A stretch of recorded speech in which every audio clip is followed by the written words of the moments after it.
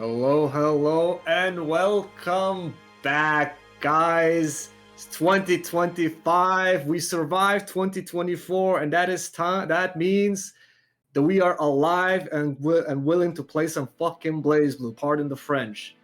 We made it through 2024. 2025 is going to be like a good year, and we're going to be starting it off with the first bi-weekly of the year. And let's just say, did people turn up? Holy crap, we have so many people, like close to 50. I'm Ray. With me is, of course, Euchre. You will not know because he changes his profile picture every goddamn time. But yeah. What? This is the second profile picture I've rocked here. Relax. Hell no. But yeah, I'm doing great. How you doing, man? I'm also doing fantastic. You know, it's good to see that CF is alive and well, that everybody's pulling out all the stops to come enjoy the peak game for Mori himself. And 45 people, it's a good turnout. I already saw the vision when around last I checked, it was like 14 people a few days ago. And then they all come swarming in. It's going to be an amazing evening of just quality CF matches all around. Yeah, I feel like these people are like making it a bet, like how close to the cutoff can I sign up? You know, it's like you just gotta make seeding as difficult as possible. You know.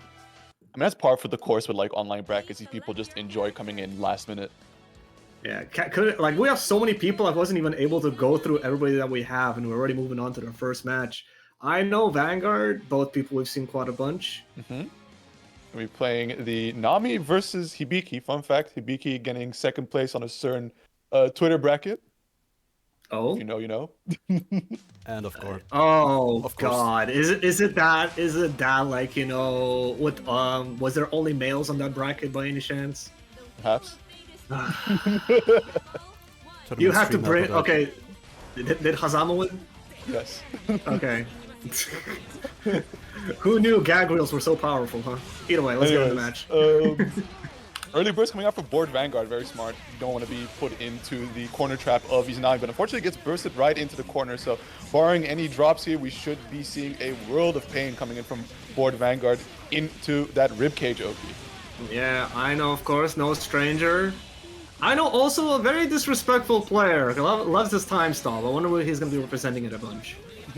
See, now I'm curious about the Hibiki into Nami matchup, because you can, as Hibiki, try to let the DP rip and just RC it on the ribcage, right? Because it's a lot of multi-hits, so you might be able to crush through the barrier.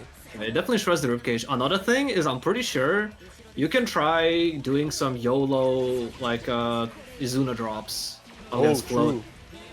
Especially because I think with ribcage, it's unattackable anyway, so it's not like the ribcage state is going to help with that. But, you know, as Nami players, they get a little bit reckless when they have their ribs up. Yeah, understandable. Oh my goodness. Oh, great anti-air there. That was a hero burst there from board Vanguard into a full meter dump to try and skip neutral. Fortunately, we're going into the final round or potentially final round of game one with a low burst gauge. This is going to be looking real rough on that first hit from Aino. Yeah. Vanguard probably not going to be seeing his burst this round, but if he can manage to somehow eke this one out, he's going to be looking pretty nice into the last one. But tough road ahead of him, bro. It's Izanagi. Burst, bits, win the neutral. Yep, activate ribcage, just go for the Thunderbolt Lance. Oh my goodness, and there's the overhead. Goes for the crush trigger instead of just dispelling the ribcage. Just gonna have to run this combo as long as possible to get that barrier gauge coming back up. Nice little reset there, back into the corner. Board Vanguard goes. Yeah, it's very unfortunate he got clipped while Aino was in danger states, and because like that was your big opportunity, and now it's gone. Now we're back to square one, and that burst coming out very nicely there from Aino, but unfortunately getting clipped again. But board Vanguard, stuck into the corner, a good grip of meter here. We do need to be careful of that wake-up super, and we see board Vanguard trying to back away a little bit. Yeah, I mean, Izanagi's, of course, wake-up super like really strong, but usually they probably want some sort of insurance behind it, be it overdrive or that's 50 meter, another 50 on top of it. But nicely, he takes the round, and but that cost him his burst again. Yeah, like, I mean, the exact same burst situation. True, but both these players have like a penchant of just really bursting as soon as possible. I think in Aino's case, we could have just seen like the burst hung on to a little bit. But nice air stall there from board Vanguard, avoiding the Nova. Yeah, I like the usage of JD to, like, you know, basically get out of the corner. Oh my god, Aino getting away with murder, a 3C blocked and unpunished.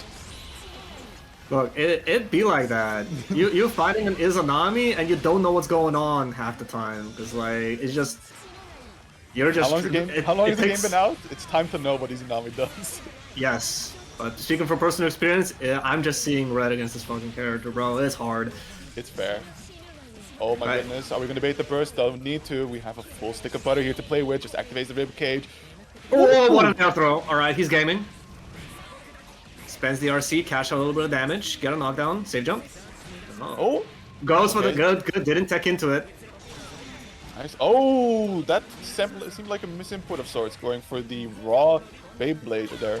Yeah, it kept it simple, didn't want to drop the combo, but that gave Aino another chance. And now, last hit for both of them. It's sniped to seal the deal. You hate to see it. It was so close for Vanguard to walk away with that first game win, but nevertheless, right? What a way to start the bracket off so close to begin with. So let's see if it keeps going this way.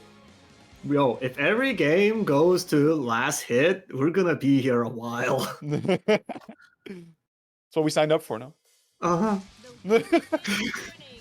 Look, man, I'm a grown-ass man. I got bills to pay. So real, dog. So do these players, as they're all enticed at that prize pool, of course. And we go. Early burst coming out from Aino now, finding the control in the matchup. Just getting these hits, setting up for that mid-screen Oki. No burst just yet, and there's the DP. Yeah, you saw it straight a little bit of that barrier gauge, but that still wasn't enough as he got clipped out of it. I think that's where the difference is between like enhancer DP from Naoto versus Hibiki DPs, that Naoto just also fucks right off.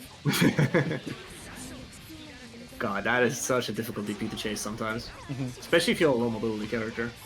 Real. Okay, nice. Getting right inside the pocket, catching Aino, trying to go for the Eclipse. But there it is. That blue beat is definitely... I mean, Aino is probably strategically taking a blue beat to tech out in the air, and honestly, the fact that Vanguard hasn't adapted to that is kind of troublesome. I mean, to a degree, right? Like, if you just take the blue beat on Izuna drop, it's kind of like the Tager situation where it's like, okay, I didn't get reset, but I still, like, I didn't get the cool reset, but I still got the knockdown, you know? Yeah. But it's like, you can do that, but whereas he just did a dash up 2BB and it's like, he got insta-tech on the 2B and it's like, oh, I guess that's over. Like, I understand trying to catch, like, OP, but whatever. Nice call out, though. Yeah, absolutely. Great stuff. Good start here, right into the corner. There is burst available for Aino, so we'll see when that starts coming out. Pushing him away with the barrier gauge, does find the opportunity to now run a bit of that pressure. 6A not connecting, but still both players a little confused at the situation. Oh! Nice placing with the 2D. Gets sniped by his fucking fireball. Yeah. Oh, nah, why is this skull so good? Oh my god, it's so real. How can... Oh! JA facing from behind and still getting the float cancel on top of it? My goodness. Don't you just love how Gatling's autocorrect in this game? Man, don't get me started on that. But there are two characters that do it, like, who make the most like win off that. Oh, got hit in the front this time around, right? Vanguard with the Ash, we're gonna be taking the second game. Nice, tying it up. Yeah, absolutely great stuff. Actually, no, you didn't have to go for Astral, but we respect the vibe as we go straight Astral on this first set. Like you said, tied up, so it's, you know, it's either player's game here, and honestly, it was just as close as the last one. Yeah. I mean, I'll be honest, if you're playing on stream, and you don't know how many games on stream you're gonna have, maybe if you can, you stunt a little bit, you know? You do stunt. Some people are kind of hard locking, it's like, alright, cool, I got the hit, super done, I'm going to bed. Yeah. A real jobber mentality is like, I just gotta move on to the next one. But we'll see here. Like, we do see Aino going a lot for that fireball, and at times that is costing them quite a bit. As I say, just gets clipped. Yeah, it seems like he's perfectly happy just using that to, like, you know, just throw out well, full screen just to see what happens. Like, you know, it's not burning resources really. Like, he's just sitting there, bits available to snap, potentially snap a way to get in and try to punish that. But honestly, not that much reward if it works though. It's like, well, I mean, at the very least, right? Like, you can. Oh, nice. Yeah, a little too far away for the pickup there. But I think in general, like, just going for these pokes makes it so that board Vanguard does have to approach you, but then with the combination of just popping ribcage at full screen and forcing your way in, it doesn't really add up. Yeah, dangerous state, but Vanguard can't find the hits, seems like. He's just dancing around, pressing buttons, but like he just can't. Oh, finally gets the hit! Yeah, Aino recognizes that burst. 2D to get through the bits. Nice dodge. I like the idea of using the projectile invuln. Unfortunately, that's ribcage. It'd be like that, man. Alright, it's potential set point for Aino. Okay, great. JC able to catch the bits shooter stance of I know. Can't block that, of course. And oh heavens. Pick up off the bit. Should be pretty short combo, but we'll see. Yeah, tech's out. Alright, we're gonna see Yoki. Yep, there's a 2C. Alright, that's Bits and Ribcage. How are you dealing with this now? Gets clipped by the Orchid. Charge that up. Oh, he's 2+. He probably wasn't used to the counter hit, like bouncing them so high. Honestly, I know even that was so dirty what he did. He was just charging that supernova, and the thing is, he was taking advantage of the fact that if you have Ribcage, it doesn't go away until you finish your current action, even if it runs out, right? So all the time he was charging, he had Ribcage up. So if, like, basically he was hoping that, I'm pretty sure he was hoping that the Vanguard would try to, like, 2D or something in and just get fucking punished. And that's almost what happened. Like, that is dirt. This man... Really just reaching into the bag of tricks of Izanami. I had no idea that that was possible. Yeah, that's... or like at least that the Ribcage would extend its activation while in an action. Yeah, I'm pretty sure that... I don't know if that works with the 720. God, I hope it doesn't. But I haven't investigated that. Because if it does, imagine he's just sitting there, Ribcage, bits available, and you try to like find an air throw somehow. He says like, no, we are going into my world, as they say. But all right, what do we got next? I see Norov in the lobby. Norov and Dylan. All right, both people we've seen before. Norov, one of the few Valkenheins. Dying breed. There's only I can only name like Valkenheins on like one hand, I'm pretty sure. And yeah, it works with the 720. Oh my God. goodness. Thank you, Professor Pluton, for the bad news. Oh boy. Alright, this one's going to be an interesting one. Valkenheim, it's been a minute since we've seen one of those. I think the last time I saw one pop up online was Nigma's exhibition set that he put on. Oh, with Kiba? Yeah. He was nice. Yeah, so it's curious to see how this one will play out, especially against a character like Hakuman, who can at times, right, kind of control the airspace a little nice with some of these buns. Yeah, this is like, honestly, I want to say, like, this seems like a very difficult matchup for Hakuman, but at the same time, if the Valkenheim is nice, he can sort of like control the whole pace of the match. Yeah, that's what I figured. And then, oh my god, immediately with the read that on the jump in would try to deny it with a parry. Great stuff here from Noruvu to start it off with. Yeah, why not? Gather some data, it's round one. Oh my god, the delay. The optimals on top of it? Oh my goodness. Rare moment of Valkenheim doing damage. My goodness, look at that. Oh. The restraint. He was expecting himself to get snapped, and the restraint not to press into the JD post Agito. You can definitely answer both, the JD and no JD, with like air throw and stuff like that, but it's like, it takes awareness. Yeah, but I'm still surprised to not see the punish, and pressing. Yanagi. My beloved, not really. It's cool when you see it on the stream, like, but it's not cool when it happens to you. Hell no. Yeah, now we're seeing kind of that struggle point for Noruvu right here, as Dylan has the control right of the match due to his life lead, is able to dictate the pace a bit and immediately letting those JCs rip to swat Noruvu out of the air. And yeah, I can definitely I'm starting to see the vision. Yanagi is such a problem if Noruvu is in wolf mode because you cannot block it. So he has to navigate away with like 4D or something. And if you don't react in time, and Yanagi's pretty fucking fast, you know, you kind of sort of got smoked. I think that's kind of like required on Valkano, is like just having your reactions on deck to press 4D on time. Mayhaps, especially if you're playing in neutral. I got booted out of the lobby. I also, I'm in the lobby, but I got, okay, it's just all-around connection die. Yeah, it seems like we lost Dylan. How do you check the people? No, not that button, not that button, not that button. This button? No. I'll keep pressing until I find one.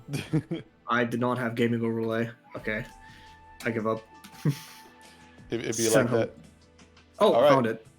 Well, since it was only one round down, I believe that's where they will try to restore it to.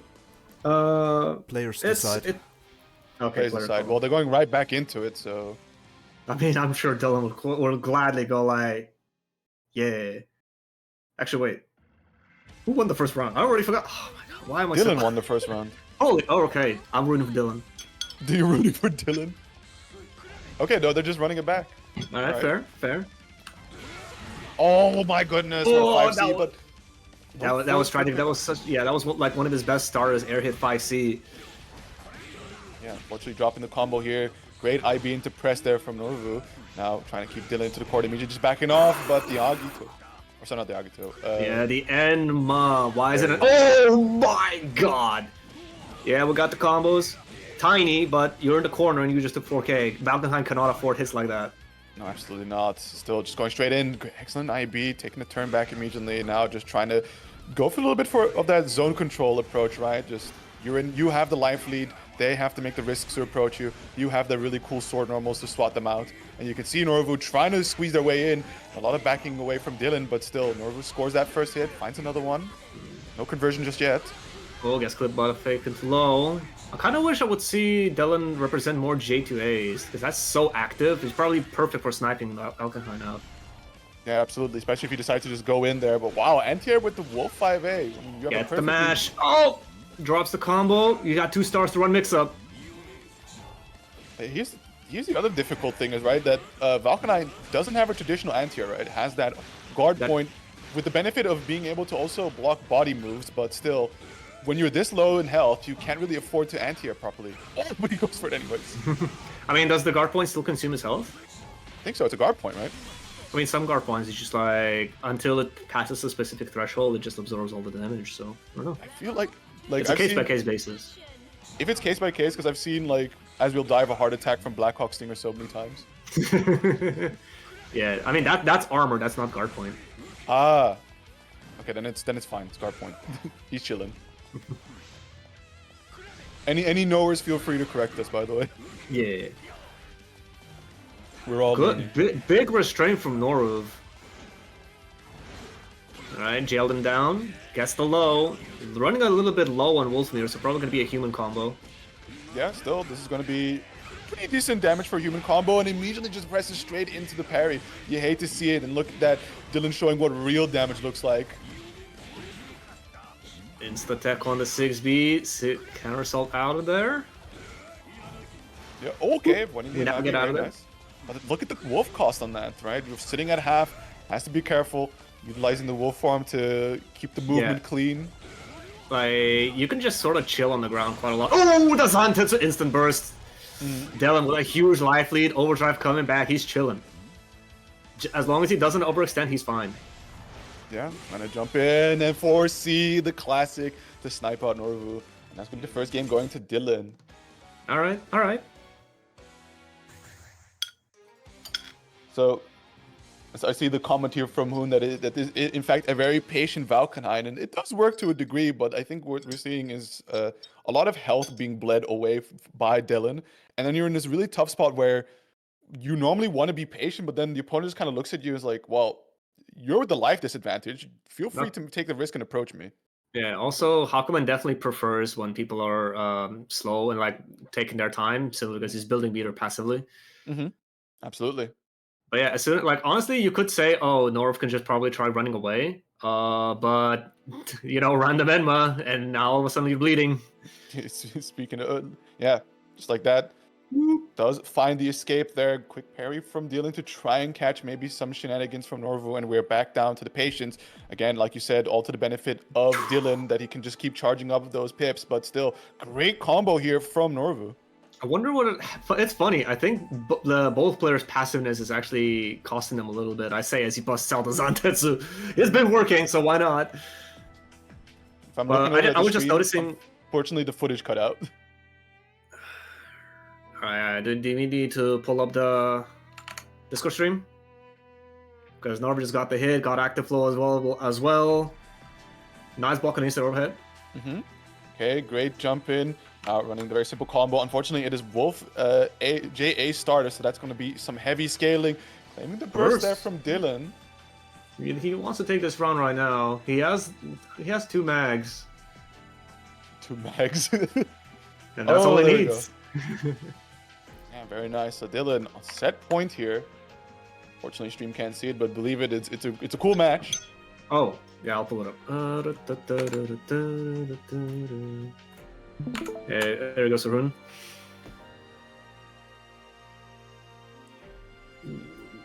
Jumps out of the JC.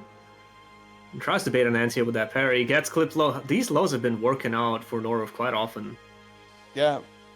The problem, I mean, the issue with the Valkenhayn is in general, right? You get these cool mixes and you get these hits that are working very nicely, but your damage is like typically very low. So you usually have to like stay right on top of your opponent and keep getting hits on them. And now we see Norvu bust out the unblockable overhead. Oh, the delayed air dash working out perfectly. Didn't expect Huckman to low profile it, but we still got a combo. Absolutely. Oh, the wake up Tsubaki. Very nice stuff. But I like the aggressive burst from Norvu. Wants to keep him locked in the corner. Yeah, but overdrive coming back for Dylan. And you touch, you're dead. Yeah. That's just the way to land. Yanagi doesn't work out. Now it has to chill for a little bit to regenerate some Nagatama. Yeah, but Norvu has to capitalize on this situation. And like now, since that last hit, the health lead has been closed. Now in favor of Dylan. Burst from Dylan! Great delay tech there, barely avoiding the no tech. With that overdrive, it doesn't have the meter to push a mix-up. Dylan still has the life lead. I'm surprised he's going in. Yeah, that might be a factor. He has 8 seconds, 7, 6, gets the hit, 5. Dylan still with the life advantage. For Dylan.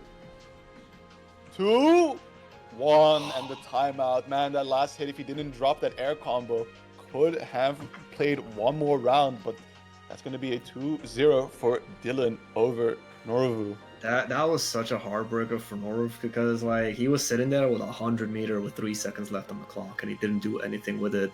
I understand you were blocking, but like people in those type of situations where like especially if you're at the life deficit, CARC like spend that cash, bro. You gotta make something happen. You have 100 meter. Valkenhayn definitely has options.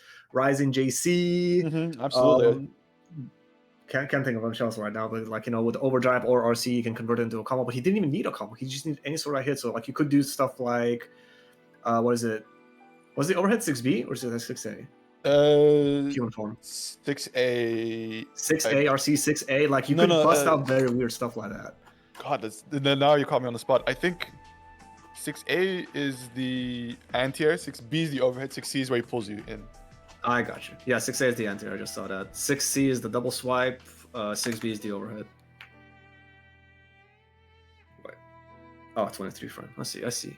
But yeah, it's like you when you have the meter to do something with it, you can start applying them in weird ways, especially when all you need is a hit. You don't care how efficient it is. You just kind of go wild with it. But yeah, and especially in that like timeout situation where all you need is not even the kill, just the life lead. Like you just like let anything rip. I believe that's what you just go apeshit. Is the plan. Don't go too crazy with it though, because there are certain things where you get the hit, but you're like punishable or hit or something like that. And if you mistime it, and there's like still 1 second or something like half a second left, and they got like overdrive or something like that, you know, it could be bad. Yeah, hold that timer hostage. We're seeing here the bracket progress very nicely. Some of the expected players moving on very efficiently. Of course, right, Nessica just tearing through. Xenon, of course, making waves. Gotta love the guy. Wow, Black Lotus. That's a name we don't see often here, but nice. Let's see what else is happening. Lumbria, Kellum taking it over Kaiden. All right. John Daylight. All right, sir. Oh wow, Panda Hexa was round 2. That's rough. How the hell is Hexa seated so low? Stuff happens, or Hoon forgot you were in the bracket. Fair. Next time, don't sign up last second.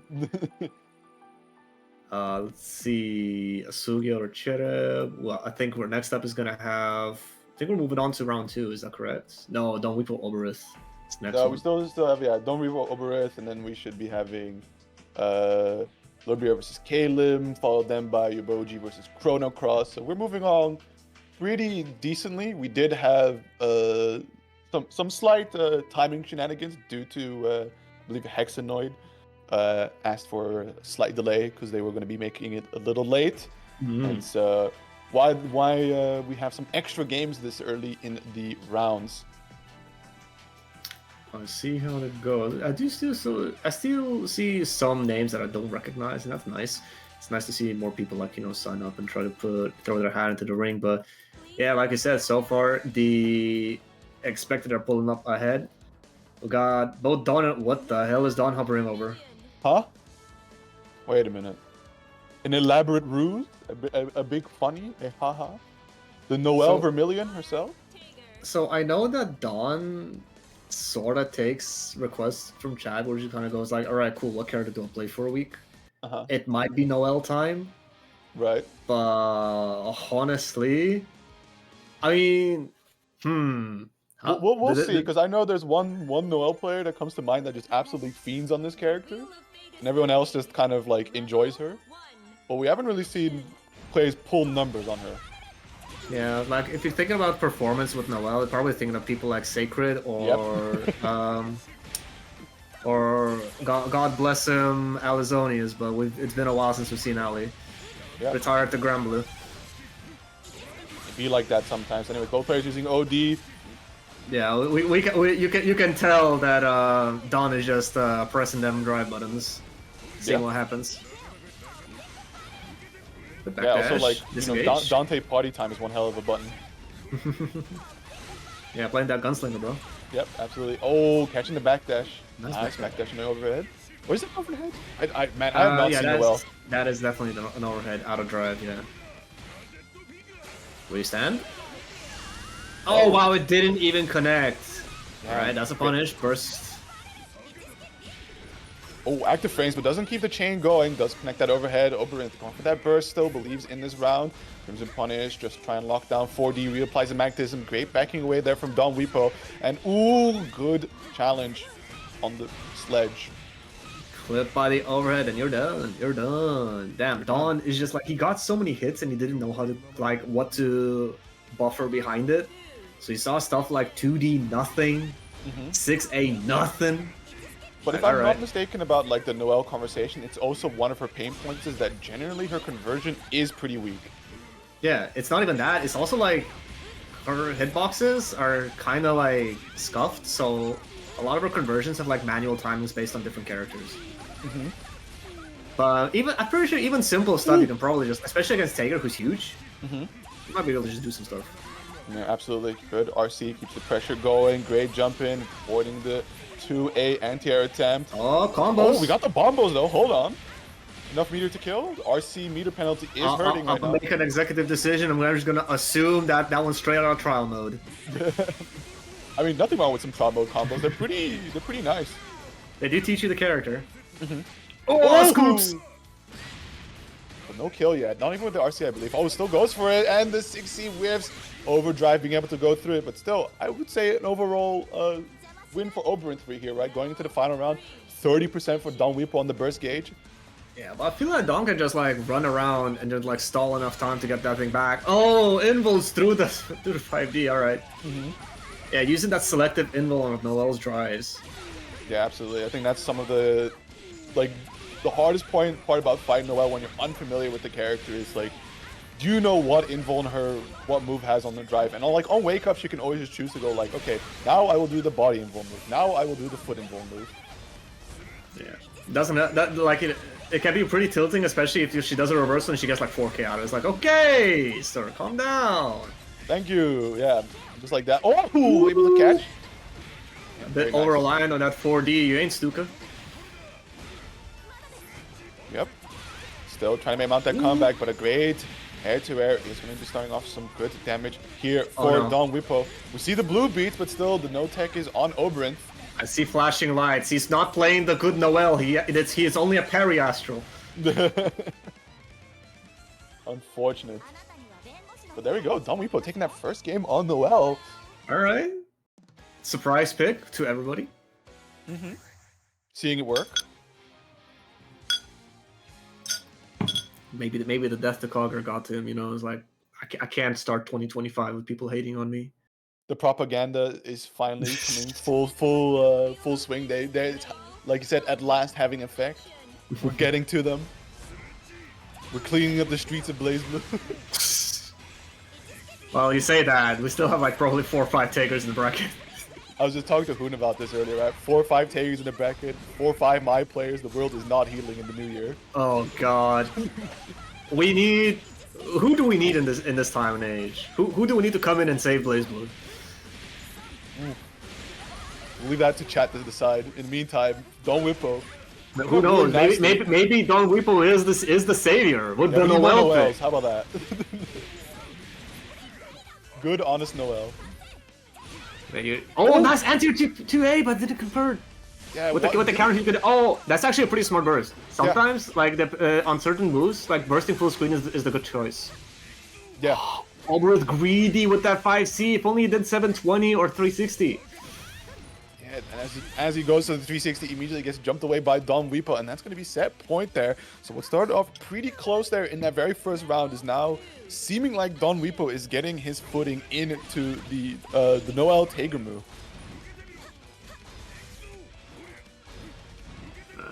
Disengage, wait this magnetism out, counter hit JD, that's gonna hurt.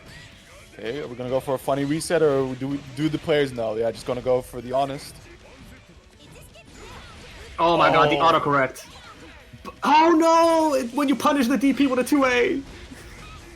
I think he was just more so trying to just like mash out, get whatever going, but there we go. Good RC, 4K damage, a bunch of no-tech stacking up. Goes air to immediately try and put Don Whippo down, but a great anti-air. Unfortunately, no conversion.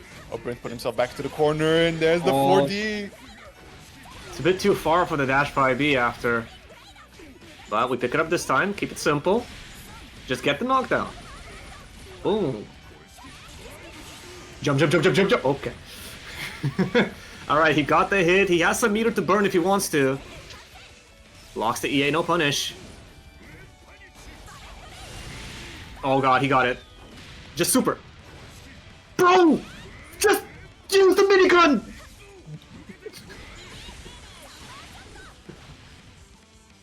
Either way, Don takes the second game, gonna be moving on winner's side. Alberth, that was a good attempt, but you can definitely see the Noel unfamiliarity like costing him, and he's gonna be going to loser's side. Alright. That was a match. Yeah, unfortunately I had to miss out that last bit because I got booted, but still, indeed, a solid match. Very interesting. Yeah, go ahead. Yeah, very interesting to see the Noel character, right? Like, and as you mentioned, right, matchup unfamiliarity. Last time I faced off a Noel, I was just like, wait, listen, if I can just make her block and I can get combos on her, I don't need to deal with this matchup. And I think that's definitely a good way to look at unfamiliar matchups, is where, like, so long as I can force my game plan, we're all Gucci. But if I can just make her block, you're asking for a lot. For our dear commentator, Noel's my second best character. Good heavens. Don, what happened to the bang? Third best.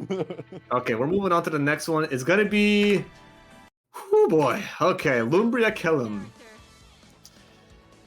I'm expecting Kellam to bust out the Azrael, and Lumbria knows how to play this one. This is gonna be rough. I'm gonna keep it a buck. But if Kellam can just, what's the word? Get flowing. If he can just be smooth, it'll be fun. Yeah, definitely. I think, you know. No. What is that? That is a Batman. Batman. If Lumbria, right, is put on defense, which, you know, in air quotes, is Izanami's like weakest state, so to say, and definitely that's something that Kellam can capitalize on, then of course it's going to be a good time. Other than that, we could see that, yeah, movement can be rough on Azrael, and as Lumbria is just flying all over you, how do you respond? A lot of restraint from Kellam. That is unexpected. I definitely thought he would be like throwing his body around. Yeah, so far, like, lots of patience, but, you know, he's giving Lumbria the opportunity. He's gonna get the knockdown, probably set up bits and ribcage. Probably not gonna use Orchid. He does. Kellam didn't react with the Growler. I like Kellam trying to get a quick lick in there on the ribcage to run the gauge out faster, but still, you're stuck in the corner.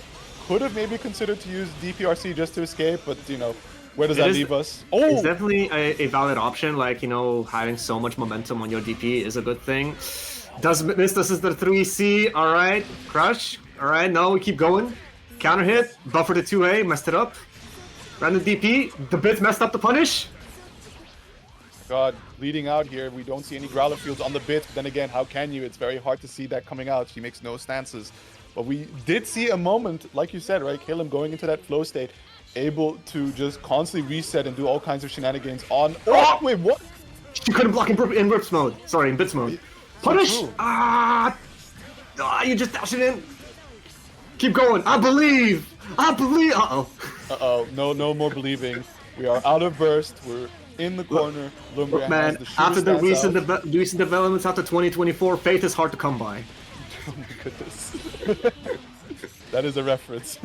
Here we go. Stuck in the corner once again. The Oki is looping. The damages are coming. Lumbria is looking really good to try and fame that first. That's just not... Okay, he actually popped Ripkid. Pretty sure that is straight up punishable, like a DP, alright? Misses the dash. Gets the jump in. 3D, he just presses behind it, he believes! Yeah. You are your own strongest soldier, kill him. This first round, data. Data, absolutely. Do collect it as we build up our matchup information going into game 2. This is totally not biased. 100%. Hey, it'd be like that. Look, sometimes you just have to recognize when there is an underdog. Or your favorite character on screen.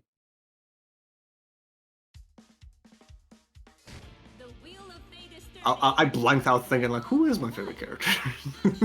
Is it really not Azrael? Oh, what? Oh god, taking a page out of Ino's book, just charge that fireball. They're really bold as well because, you know, we've seen Caleb not hesitate to try and let that 5C rip sometimes. That was that right distance that, you know, 6A wouldn't connect, any other normal would, of course, also not connect. Nice block, but Lumbria ready to go right in after that anti-air. Misses the 2C, so no Oki. Yeah. We see fakes the overhead. That's sneaky. 6C1, 5D, like, bruh, why you gotta do like that? 6C is so versatile for those mix-ups when you least expect it, right? Like the no mix of just activating ribs when the opponent is like, I should block the overhead here, or just RCing it into another low. Oh man, I hate those types of moves so strong. Either way, Lumbria very confident, looking very strong in the potential set point. Okay, oh! That's not counter hit, you're gonna get combo, alright? Keep going. Nice. 2D, oh, misses the double jump. And Lumbria managed to get away. Gets another hit. Kill him, just keep going. Just keep going. One of these counter hits will connect. Lumbria is trying to waste out that the overhead seal, but there we go. Nice, that's a 3C, bad burst! Ah, he just buffered a 3D behind it. Why no Rekka? Kill him! Ah, okay, that's fine. Lumbria about to run out of ribs. Danger state, no life. Crank that DP. Okay, good. Lumbria actually baited it. Yeah. Oh, there it is, just letting it crack them. Nevertheless, so Caleb able to put one on the board, but can he make it stick, right? Can he tie up this set? We will see. That was a really good round as he got a lot of stray hits, but can he keep it up? Oof. I will mod into the game and make float be counter hit state. Why is it not? Yeah, that's fair. Hazama's counter hit state during chains. Come on, let's get that float counter hit going. Oh, wake up Sentinel. That is not the answer. No upper weak points, so no combo. That is, well, like, if you're playing Azure in this matchup, one thing you can definitely, like, layer 1 to shut down is on Oki, look if they're using Orchid or not. You can definitely react Growler to that and mess up their Oki. Like, you will still be blocking, but you'll probably mess up their 50-50s.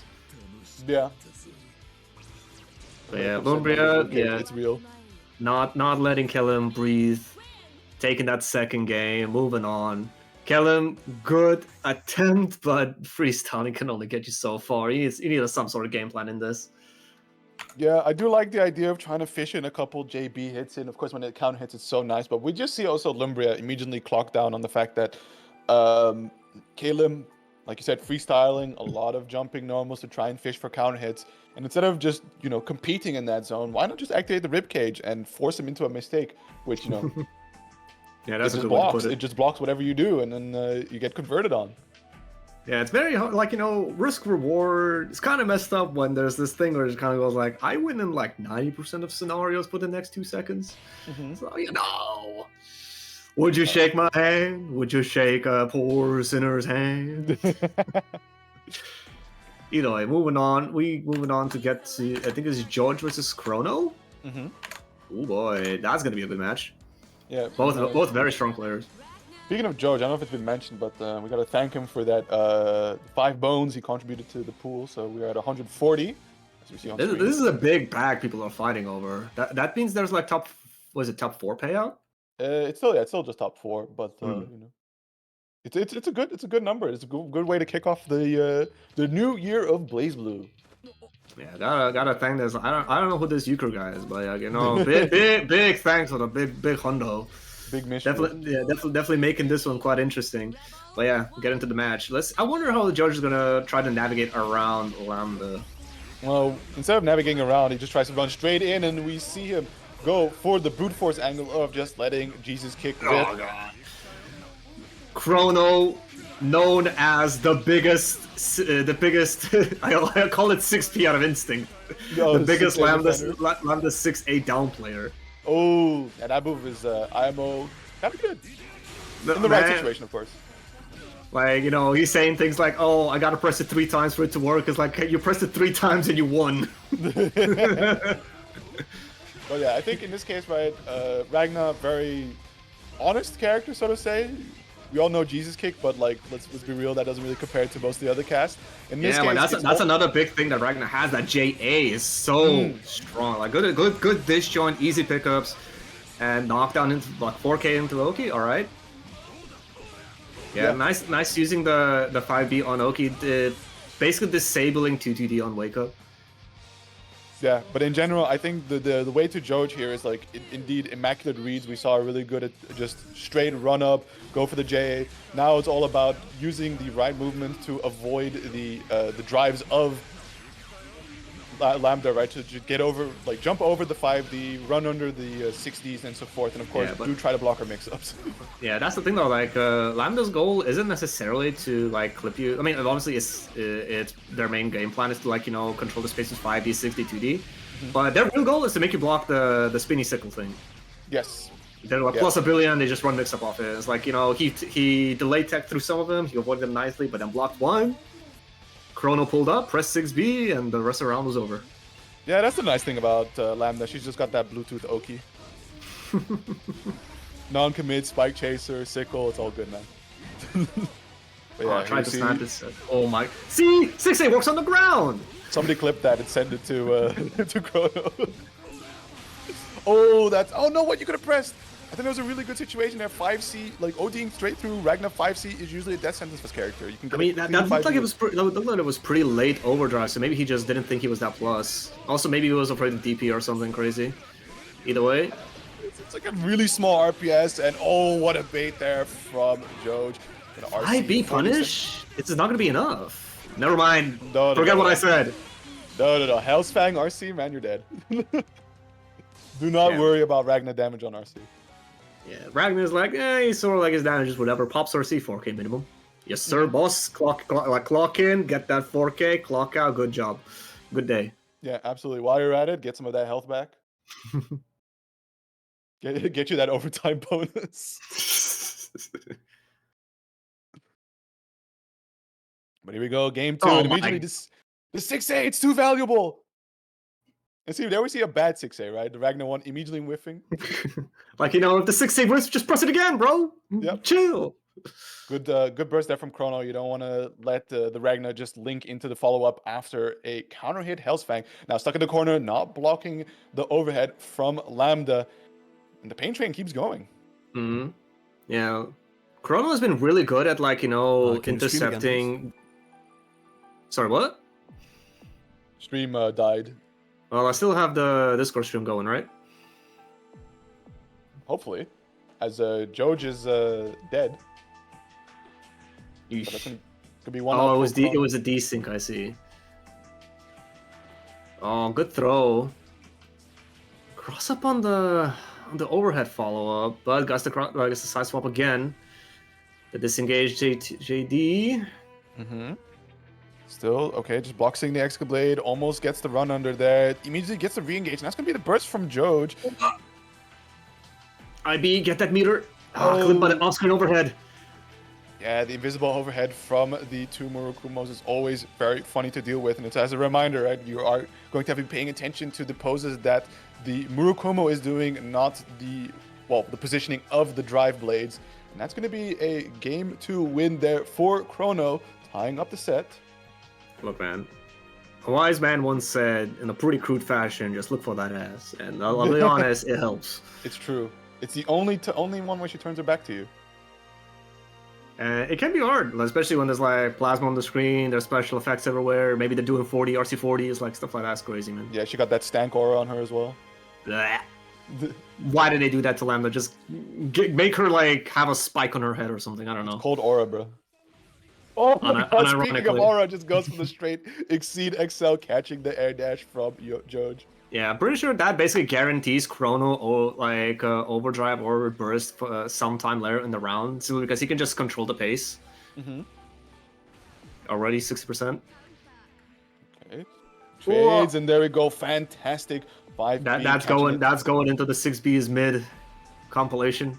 Yep. Okay. CA, get off of me. Let's run that again with you at full screen, please. Oh! With the reactions, no no counter hits, so no combo though. Hero burst from Chrono there. Ooh. Oh my goodness! I either he was just completely rolling it or genuinely believed in something happening, right? Something. Yeah, he bet it. He had no meter to save himself. He's just like, yes, I'm doing it. Yeah, like if there's a gap, boy, this better hit. So it's going to be a pretty good position there for both of these, or at least for Joj, right? Like, if this round goes awry, he could still generate that burst going into the final round of the set. But so far, you know, not losing a whole too much. DP just lets a whiff, but unpunished, so getting away with murder. Might have been recovery on the command dash. Okay, blue beat. I mean, actually, you know, the harder he lets us be a wash, right? The better it is for him. Okay, just to generate that overdrive for next round. I see you. Yeah. That active flow was going to make it a little sus, but just going straight for the death, and now 40% versus full burst gauge. I'm a happy chappy. All right, dodges the 6D, but space is being controlled by Ragnar Airlines working out. Oh, and the 6C, don't forget that move is a low. We rarely see it, but you know, sometimes when it does hit, you're like, damn, why did I not block low? Bro, that hurts. RC? Alright. Harvest. With active flow. Alright, burst from Chrono, keeping himself alive. Yeah, not blocking the overhead for style points. Blocks low, 6A connects. Not paying attention to Chrono's meter there. Yeah, resetting into the overhead, guess the hit. George is looking pretty rough, but this heavy life lead means he can chill for a little bit. Yeah, but you know, how long can you chill? Opting to just burst. Oh, catches, but unfortunately it's the air version. RC, right, still able to force his turn. That's going to be a CA from Chrono. Now we're back into the blocking simulation. Yeah, try to bait another DP without command dash. Not working out. Oh! Clipped overhead full screen. Just block the overheads. you can definitely chill just blocking high if you're completely full screen against Lambda, because there's no lows, but damn. With the RC, that's a pickup. Chrono tying it up. What was Joj cooking there with that last one? Just going for the fast fall special and then immediately gets punished from it.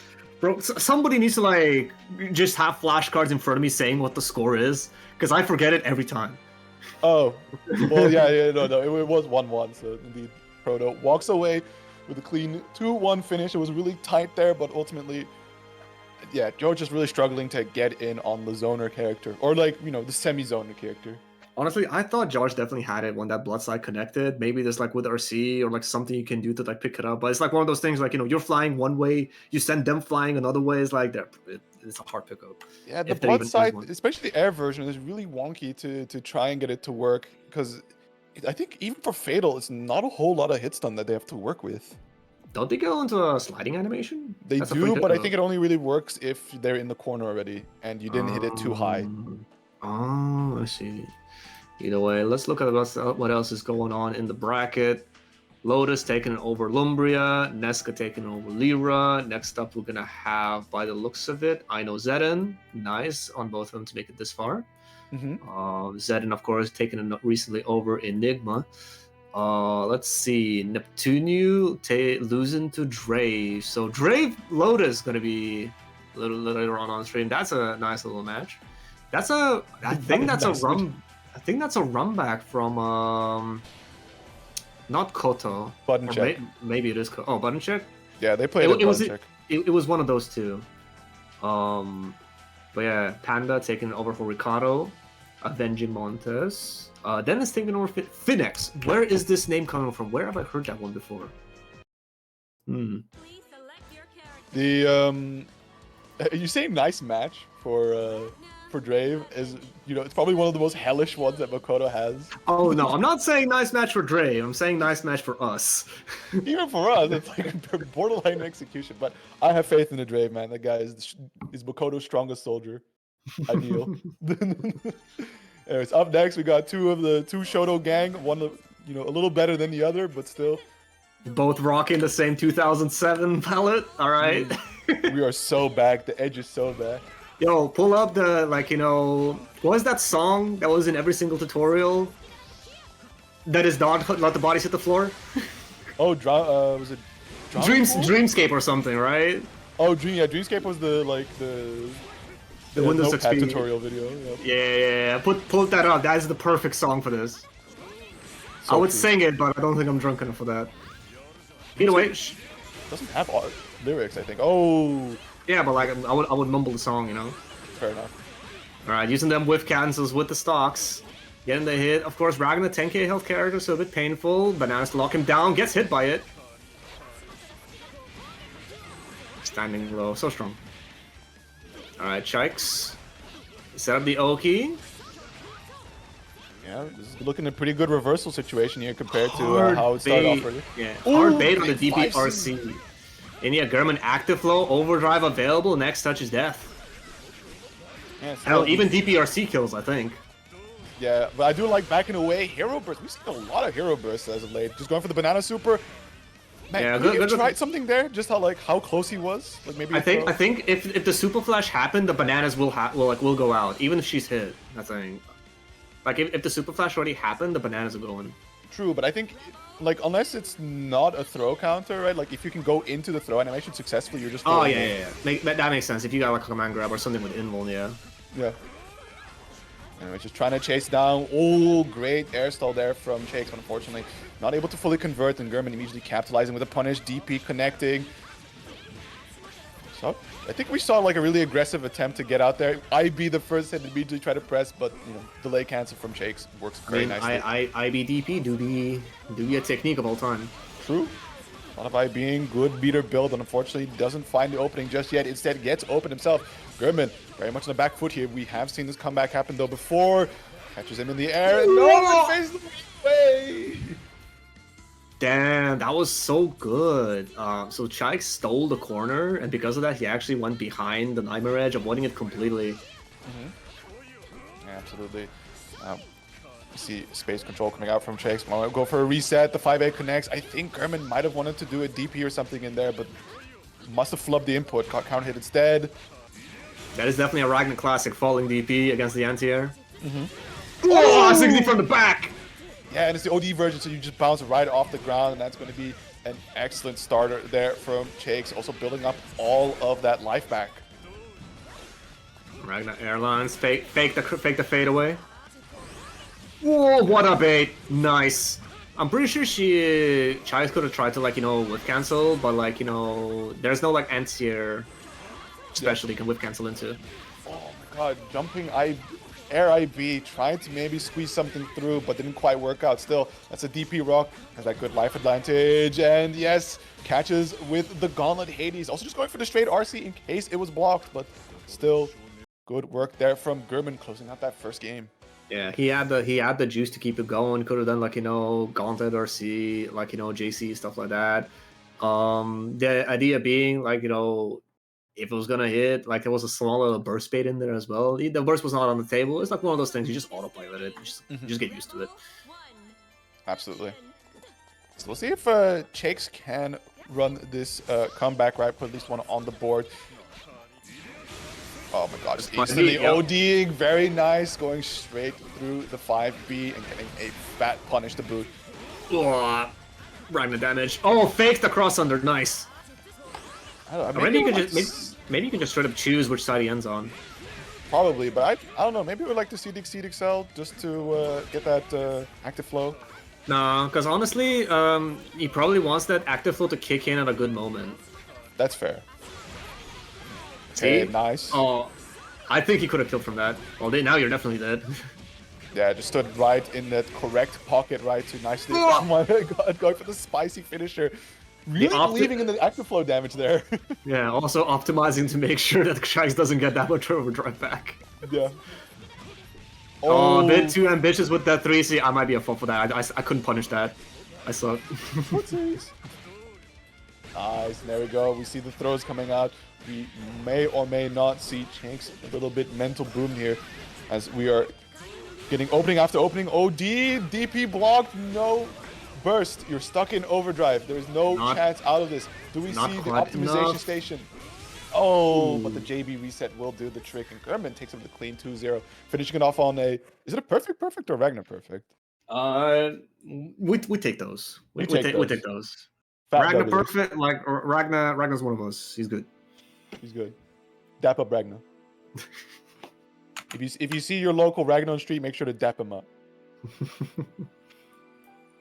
Yeah, German gonna be moving on when he's gonna be facing off against the winner between Asugi and Chrono. But yeah, let's take a look at what's happening on loser's side so far. Wait, who the hell sent Bananster? Wow, Hexa sent Bananster down to loser's side round 1 down. All right. Yeah, big moves. So Lumbri also sent down to the loser's side. Who had the privilege of doing that? Oh, it was Black Lotus. Damn, couldn't stop the my. Honestly, Black Lotus is such a weird character. Not even a character. You're alright. Like, you know, there's playing the matchup and then there's playing the player. Like, Lotus invested basically everything into the second one. Like, he just knows how to get under your skin. We'll get more talked about it more, but when he is here. Wait, is that right now? I see Drave. What happened to Aino Zedan? Good question. But Black Lotus Drave was called by Hoon, so that's who we're getting. Unless it was an oopsie poopsie. Well, he heard me talking about Lotus, so yeah. It's he definitely knows how to get under your skin and start making you play his game, and like it's all about mental fortitude and like sticking it to your guns and not. The thing is though, sticking to your guns isn't even the correct place sometimes. Like you want to take it safe, and then you just like he knows that, and they can actually play around that. It's like, damn it, it's rough. Wait, what the hell? Oh wait, that's not the okay. Oh my goodness. Okay. I mean, he has a couple of characters, but I doubt it. I was going to assume that Black Lotus might be healing, but not quite. On the note of Black Lotus playing the player, right? I think if you do play a character, and I think Makoto fits in that bracket pretty nicely, that simply just has to hold that a lot of the situations, and you really have to pay attention to when the my player makes a mistake and capitalize on that. The Black Lotus playstyle isn't all too scary. It's when you really like to sort of like press, engage, do a lot of things on the screen, is when Lotus really just like comes out on top. It's also able to capitalize off of my JC. Oh boy, what a button. Why does it exist? I'm gonna keep questioning that for all my days, aren't I? Yeah, absolutely. So, like you said, it's gonna be the button check run back here. Black Lotus versus was it grand finals or winners finals? I don't remember. I think it was winners finals. Okay. Oh, tipper. Pick up. Yeah. Really fanfiction combo character over here, don't worry about it. Oh! Okay, I saw that. Okay, that's nice, a little cheeky. Like, stole the corner, jumped all the way back. Need to be ready for stuff like that. Oh, and the tag gets caught. And like, what? Like, this round is over in, like, how long was this? 26 seconds? Like, Drave did have a lot of opportunities, but he just guessed wrong in every single one. That's kind of quintessential Mai. Hey, you guessed wrong, time to die.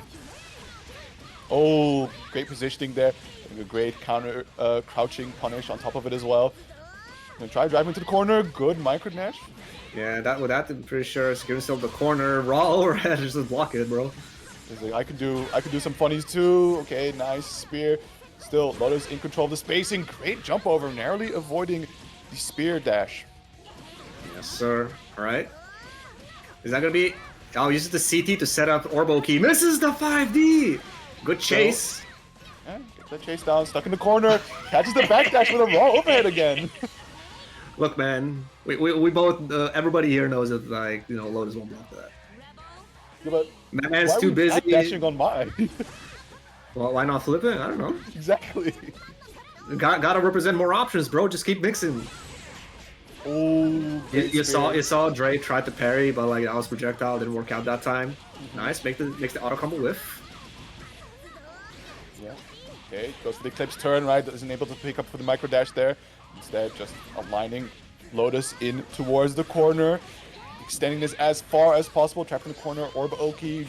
You do gotta hold that. That one makes sense, right? There is no invuln that kicks in fast enough for Lotus to avoid the projectile Oki. The one option you can do, and you see some people do it, is you roll into it, and it's like, okay, you just check, can you actually pick up the orb, just like that? Yeah. Instead, gets reset after reset, drops it. There is one final chance. He stole the corner with that.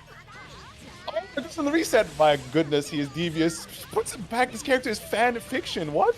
You saw that 2A whiff, by the way. That's Lotus Classic, the air throw. Yeah. You saw that that 2A whiff, I think, because he stayed in the corner that time. I wonder what he wanted to show, like, oh, I whiffed 2A, I'm gonna go for that funny cross up I did, like, you know, first round, right? The one that like caught Drave off guard. But this time he stayed in front with that 5C. It happened so fast. I already don't know if he actually hit it or not. It's an interesting piece of tech. I mean, if you just like hold back air tech, right, and just block, you kind of move away from the corner. So it's a very Lotus thing to do, right? Like a bit of that. Yeah, like I don't think like a lot of the stuff that he does have like, you know, weaknesses, but like you don't know what he's doing. And like the thing is weak too, he might be doing something that's like calls it out explicitly, like, you know, stuff like that. It's like you start doubting yourself, and that's when Lotus starts playing.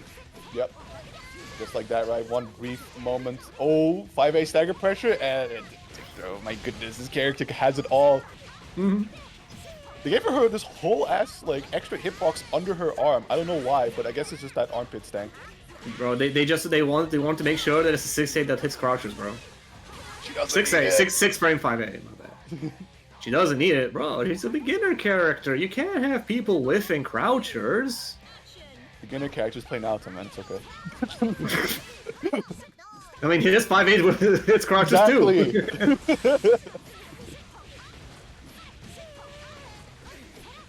Alright, what's the Oki? Yeah, keeps it simple. Oh, you hate to see it. Ah, the double bait on the burst, bites it on the second one. Not enough hits on the spear to get through that. Great air-to-air there from Drave. Unfortunately, not able to get the full pickup. But thankfully, you know, even when fully charged, the spear is still a level 1 projectile, so you're just gonna clash with that orb. You're done. Oh god, he tried to be spicy. Did he try to do the Kara shit? Yeah, he tried it. And immediately punishes the anti-air attempt. This is the hard part about Mai. It's like every time you think like, surely I can get her now, but she has so many air stalls in her repertoire. It's just so difficult to anti-air this character. Yeah, cause it's so rough. That's like, why you need to make a read, and like, you know, if it doesn't work out, you could be eating up to like, you know, 3K depending on what happens. This is why the knowers say you need a jump blocker. Even then, and good luck. I've had times where I air blocked the spear, and because of how the jump happened, Mai was still plus. Yeah, because you got hit by the shock. The shockwave whip. The shockwave whip. The thing is that Mai landed so much earlier that she recovered. Oh, get on. Yeah, big this is a game. That's all I can say. Yeah, that was obviously. Oh, there's the big starter. And JD, just the thing on itself looks like it. Misses the 6A. Still catches the backdash. It's going to be a whole lot of damage, but off the back of that fatal, it's a very good bit of momentum here for Drave. Should be able to find the kill, and just like that, Drave will be on set point. Nice double overhead, securing the kill there. Alright, how does Lotus go about this? Starting off by losing a couple more HP, gets bounced off against the wall. Drave, unfortunately, I think ran a little too deep, so swapped him out of the corner, but still finding the couple resets here, able to challenge him air to air, and Lotus is bleeding a lot of health, and we just see him stay right on him. No attempt to break away, tries to backdash a lot of Oki, but still get clipped after from delay buttons. Ooh. And shooting star to close it out. Alright, Dre, what a perfect. We don't need to check if this is a Ragnar perfect or not. I mean, yeah, it is definitely a perfect. My goodness, well played from Drave there. Especially, I really like that aggression towards the end, right? Yeah. Had Lotus on the back foot, had him on the low health, and made sure that, you know, he couldn't get away with any sort of shenanigans. All the Oki he was doing was just, you know, the solid mids to just in case check for those back flips. But also in general, good delay buttons to catch the regular backdash. Yeah, 100%. Like, if certain options are active enough to be able to clip backdashes as well, could be like showing some of those as well. And of course, I think can Makoto whiff cancel 5cc? Drake, you in chat? Can she? She cannot. I see. One of the rare, like, you know, BBCC follow-ups that cannot be whiff cancelled. All right. Blocking does no damage. Doesn't OD Hazama still have his field? Yeah, actually no. If Hazama's blocking, the field goes away. So that is just to make sure that meme is real. Blocking does in fact do no damage. Alright, fine. You know what blocking does do damage? I think Rachel bats. True. Congrats, you managed to make Rachel block. You're still losing. Oh my god, the aggression for both players starting it off right at the bat. We see Zeden instantly bursting, does get the enhanced spear, and that's going to be the burst back from Aino. Both players know that they need to be in control. Oh my god, if that Thunderbolt lands connected, that would have been like the illest Vendetta combo. Yeah, you can see Aino on being unsure what to do, actually bleeding out his ribcage, didn't unsummon it in time. Danger state. And Mai with the ability to have, like, you know... What is that thing, like homing shot? What is that cheat code from Call of Duty or something? Good question, I don't know, but I do like the resources that Zeden is using is immediately like letting the spear rip to try and chase down. Oh, this looks like a no. He just taunts. I know. Come on, man. You're kind of on a pixel. You're kind of playing with your food there, and I like Zeden. Locks it in, says like, wait, this guy's throwing. Cool. Zeden is just kind of like, I'm gonna keep it simple. I'm gonna just jump and use 5DD, and whatever happens, so happens. For real with you guys. I'm gonna just kill him. Oh, this is starting to look like a desync on my end. Yes. I don't know what's happening on your end, but it's looking like a desync for me. Damn. Yeah. How's chat doing? Well, this gives us some time. Oh, if you guys want to throw more money in the pot, we do have a match Reno. This is probably the biggest pot we've had, but you know, we can make it even bigger. Oh, it happened again! Yeah, during the desync. See how this goes. I think there's a lot of buttons coming out from Aino, so I like OD. Oh, that might be OD kill. We'll see. Until somebody starts mashing 5D, then we know the match is actually over. Yeah. Well, this makes it looking kind of good, and okay, I think it looks like they're done. Judging by how Mai was there at the end, I'm assuming that it was. Yeah, they're mashing 5D. He's mashing 5D. Yeah. Let it.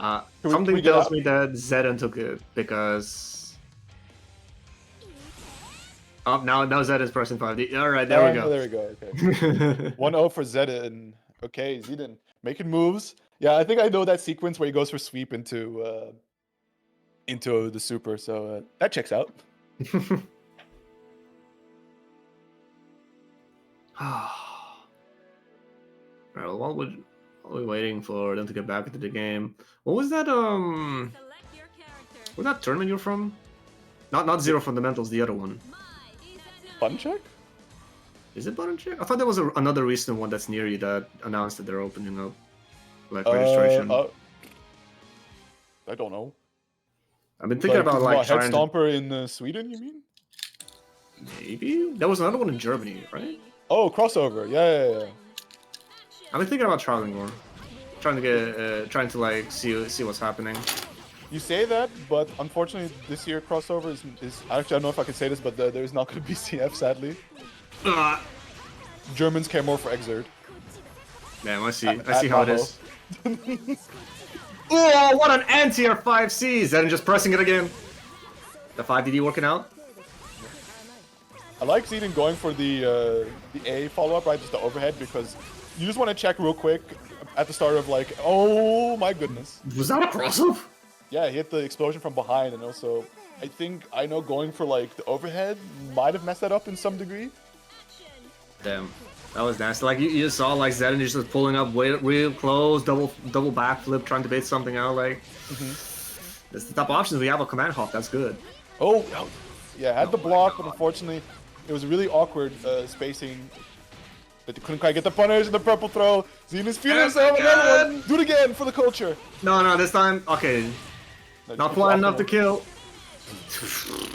That's cheap. Setting up, faking, like, you know, 5cc, you think an overhead is coming. 2D. Bonk. Yeah, I think Zedin has been doing a lot of conditioning, right?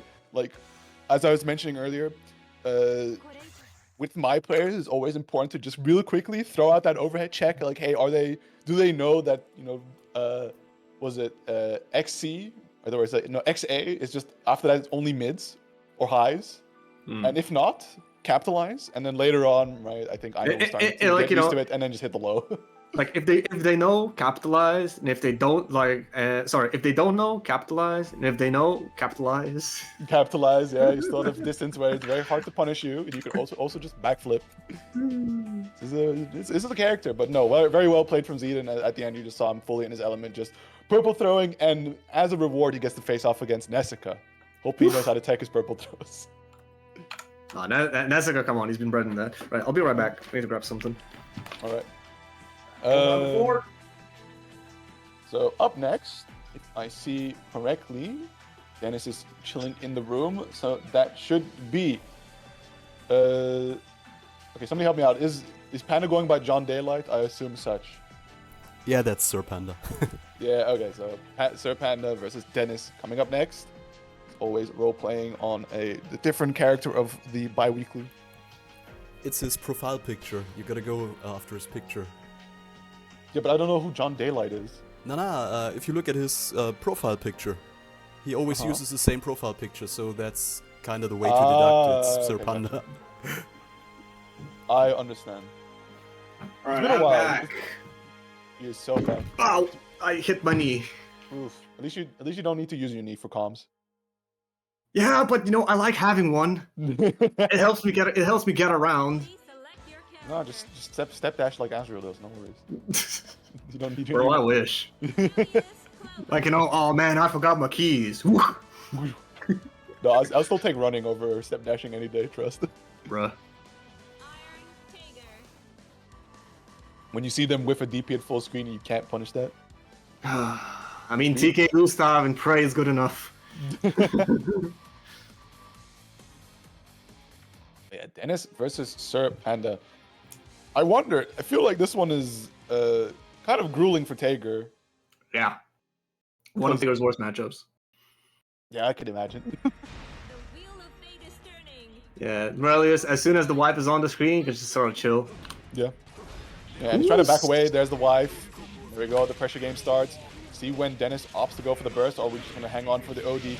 Only time will tell. I think that Dennis definitely is an OD gamer. Mostly because he, like, Spark Bolt is probably the only thing you can turn this match around, and like you definitely want Overdrive to have more Spark Bolts. You say that, but wife armors through Spark Bolt. Just snipe better. True. Just gap. See, wife offline. Yeah, go in to capitalize, and wow. But he didn't apply any magnetism. Yeah. Still armoring through, but, you know, Bluetooth pressure means that Sir Panda is free to move how he pleases. Yeah, kept it very safe, no magnetism, so that 720 is completely ignored. Yeah, Panda absolutely giga chilling in the moment, puts him into the corner, sets up the dual bios, you're gonna have to hold his block for a bit, instant overhead JC, just letting the doll do as much unburstable damage before ending it with the 2C. Yeah, that was gonna go into a burst safe combo too, like, alright. 2C, 4D, 2C, 4D. Alright, I'll just chill. Oh. And that's like one of the main strengths, honestly, of Relius, is being able to anti-air without committing anything yourself, as long as the wipe is available. Yeah, absolutely. Nice little combo here. Is that a drop? Yeah, Relius has one combo and Panda can't do it. Uh-oh. Dude, half circles are hard. Is Panda a hitbox player? No, bad. Oh, that's gonna hurt. What is his best starter? And he messes up the half circle again! Oh, we go straight. into the Magnetech wheel. Just to cash out as much damage as possible. Unfortunately, that does not apply magnetism. Imagine. Quick punch on the wife. Imagine if punching the wife applied magnetism. That'd On be the fun. wife. You can just pull her away from whatever setup. Negative penalty or negative warning there. Negative penalty. Yeah, I mean, he's still backdashing. He's about to get it again. Yeah. Trying to waste out the magnetism. You do have to play into the Tager at some point, and what better way to play into him by sending out the dual bios. Good block so far. Just a lot of fake outs there from Sir Panda, but ultimately not fully converting. Dan's going to be having to burst here at the very last second to try and secure maybe one round. I mean, he had to. Staying alive, just barely. The blocks? Well, it's not over. Oh, he actually walked out of it. But Oh, yes. Panda with the recognition puts out the scissors just as Dennis wanted the spark ball, just getting clipped. It's rough out here, dog.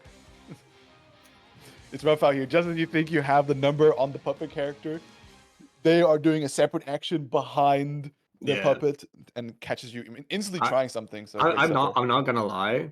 I was like, I wasn't looking at the health bars. I knew Panda was in a heavy lead, and for some reason I thought Spark Ball did like 60% on its own because he did Spark Ball and it said finish. Oh my goodness. And again, disconnect. Discord stream still going. Yep. No IBs on the 2-1-4C. Yeah, Panda Rising able over to it. maintain. Dennis trapped in the corner here. Now we find the opening to be able to convert. Just opposite back away here, running a little low on wife meter. Yeah, Summons her that's away. probably why. Dennis on Spark Ball, Overdrive available. Probably 2 Spark Balls this round. Tries to 5C, but gets clipped by the 2-1-4C. This is one of Relius' best starters. Yeah. We see wife being summoned away, so we do have the wife recovery combo 4K done. Still trapped into the corner. I like That this was- strategy from Panda, right? Just like when running low on wife and not in a combo, just back away, ride the edge of the negative warning, right? Because like, what can Tager do to catch up to you? Yeah, and that's another thing. It's like, the times that Panda uses Bios is usually when wipe is about to run out, and of course he has the meter to do it. Because like, the mix-ups you can do with just running regular wipe pressure is probably better than whenever Bios would get you. Unfortunate 6B. It'd be like that drill, able to catch the last hit outside of the armor. Brave challenge there from Dennis. The 2C connects. Trying to go for a funny reset of sorts, but finally has some magnetism applied, and we see Panda immediately take the defensive stance. But nevertheless, Dennis is able to force him close. Yeah, being able to air stall as well is such a strong tool against Tager. Though, of course, you have to be careful because his magnetism is way stronger when you're in the air. Oh, it depends on what move he uses, of course. True.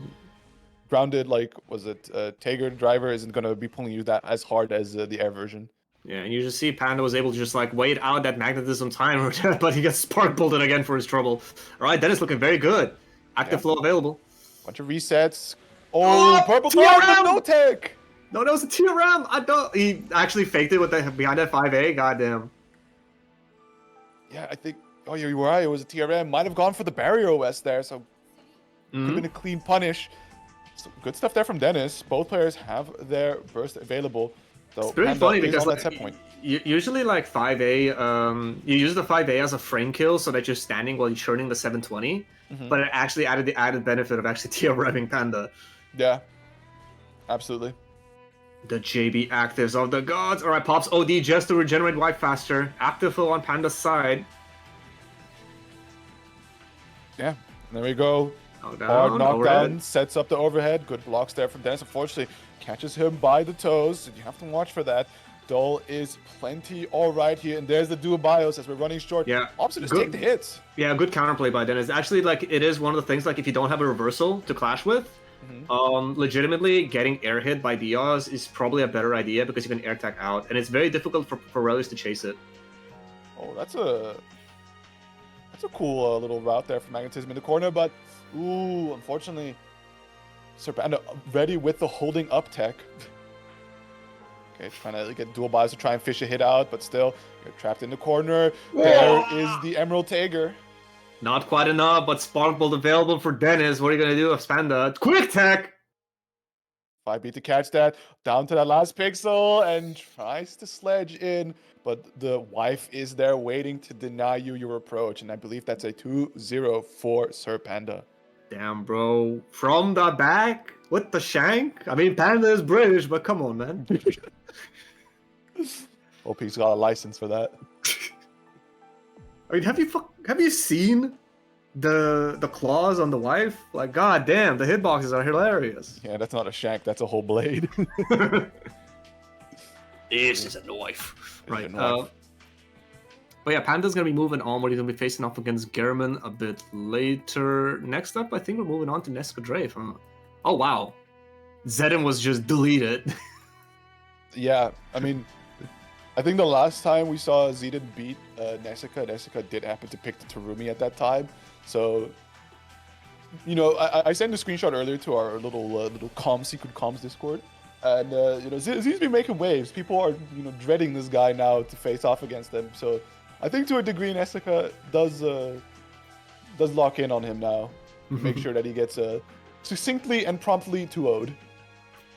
Right, well, looking at the tails from the losers bracket, Neptunia was having a good one, but ran into Lumbria, and unfortunately, that's where his road ended. Lumbria are going to be waiting for in top 8 to face off against Dennis. Finex, where have I heard that name? He is making a tear, defeating Ancestor, Oberith, and now facing off against Lotus. But, yeah. Wait, did I hear S? You did hear S. Huh? Nessica on S versus Drave. Look, man, the bag might be too big. It's no time for the fun. He went Susan. I always press A a little too early in that move, or too late in that move. Fair enough. Right. Rare return of Nessica S, but honestly, a terrifying character, like extremely strong. Doesn't catch the quick tech. There are good IBs. Could generate a good bit of heat as well. Take the turn. Yeah. Also, rare moment of using quick tech with them running at you and not doing anything behind it. I guess he was expecting Drake to actually catch it.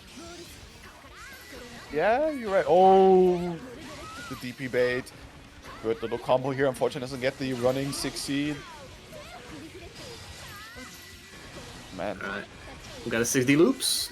No. Might be a little bit rusty on the S. Yeah, but nevertheless, right, if you get, even if S drops the combo and you got a seal out there, they're still forced to take into blocking that. Oh my god, the JBB. Alright. We got the Abari. We got the Microdash. 6B, we don't care. You're in the corner. Alright. 1 or 2 more good hits. Yeah. And okay, yeah, that's a 6C. That is that's a DP misinput, I believe, or, you know, Nessica's just built like that. You know, I want to say you know, but with Nessica, I actually don't know anymore. It might just be him. Enigmatic being, indeed. Oh, great parry on the 5D. Able to get the reset. A lot of 2 ways, so it's going to be a little bit painful on the scaling, but nevertheless, right, damage is damage, and screen position is also very, very important in this matchup. Yeah, Oki and positioning is key. Or king, as they say. Right, Orboki looks like. Mm-hmm. Oh, overhead. And that's going to be the burst set from Nessica, so believing in the possibility to close out his round, and it trades! Why can't she whip cancel the fireball into another one? Yes. Either way, Drave coming out on top on that scramble. With the meter, that's an easy kill. Particle Flare. Oh, that's level 2. That should be enough. We troll? We do a light bit of trolling? No. I thought that was trolling. I remember having this conversation to outplay 2023. I'm asking Drave, like, yo, do you just do it just like, you know, collect your thoughts? Like, no, I'm building Overdrive. Fair, like building Overdrive. I assume also denying OD meter because it's less damage. No, it's not less. I mean, I guess there is that, but it's mostly like the animation is so long, especially if you have active flow. Like, it actually, your burst builds during the super flash. Oh, okay. Yeah, that's pretty keen. Okay, but unfortunate OD timing, or unfortunate super timing there for Drave. Nessica able to get the burst through it. But still, a solid life lead position doesn't mean that the shooting star to get right through. Just how it ended against Lotus, he just lets it rip against Nessica too. Drave, undeterred. Now is Nessica gonna stick with S or is he gonna switch? Oh, the swap, and yeah, as you mentioned earlier, the bag too big. Well, there you go. Who knows? Maybe Drave started locking in even harder. Final boss character is on screen. Seems like Nessica's taking a little bit of time to think. Yeah. Oh, okay, that was a little bit of delay on my part, but yeah, okay. Bag too big. bust out the Tiger. Yeah, absolutely. But the strong opening here for Drave. Able to, okay, great jump in there from Nessica. Now able to slowly build a bit of that life, or like try to close the life disadvantage, but not the most fantastic conversion on Tiger without magnetism. Damn, I think I might not be able to see this match. Can you pull up the Discord stream? Uno momento. There we Yeah, go. I got decent. All right, cool. All right, I'm with you. I think it's also desynced on the on the Twitch stream. But Oh boy. Drave is cooking here. Able to keep Yeah. Nessica locked in the corner. Good life lead. Finds the OD. And this but it is drops. Yeah, this is winner semis. This is still a first to two. Nessica active flow with the overdrive. Blue beat. We take it though. That's gonna hurt. Yeah, it has the follow up. Oh, That's gonna be the wall bounce. So there's an extension here. Yeah, Okay, overdrive nice version aggressive real strong. burst. Yeah, but Drave undeterred. Moving on to set point. Yeah, you guys really are missing out peak gaming. The burst economy gameplay is crazy here.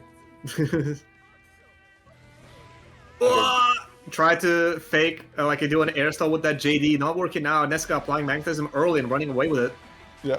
Oh DP my working goodness, out. getting dragged right in there. Still has life lead. Do we have the conversion here? Snipe some air to air. Keeping it simple by just going for the knockdown. We go again. Cross up. But the IB sets up for the 360. RC, this is gonna hurt 4.5, if I recall. Yeah, easily. Close enough. Just let the Yep. DP rock once again. Catches the back dash. Oh my god, the wedge! With the spark ball, an easy kill. Drave not gonna burst, gonna save it for last round. he couldn't even burst, kept it completely burst save. Damn, Nessica, he's kind of nice at it. Yeah, absolutely. I mean, would you even burst that? Oh god. Oh, good bait on the parry. Only a 5-8 punish, but you know, we take what we get. Oh, that wedges right through the... What is that move called again? Yes. The stance D. The stance D.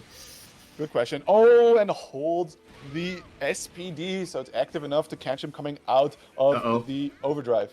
So I think Nessica told me like one of the setups with the, like, you know, the 2TDRC is like legitimate RNG which side it is. Oh. I don't know if it was that one because it looked kind of simple, but we'll see. But yeah, Nessica taking the round, taking a little bit of revenge, tying it up. Mm-hmm. 1-1 currently, though. Drake had a pretty good shot there, but those last two rounds were looking a little rough there.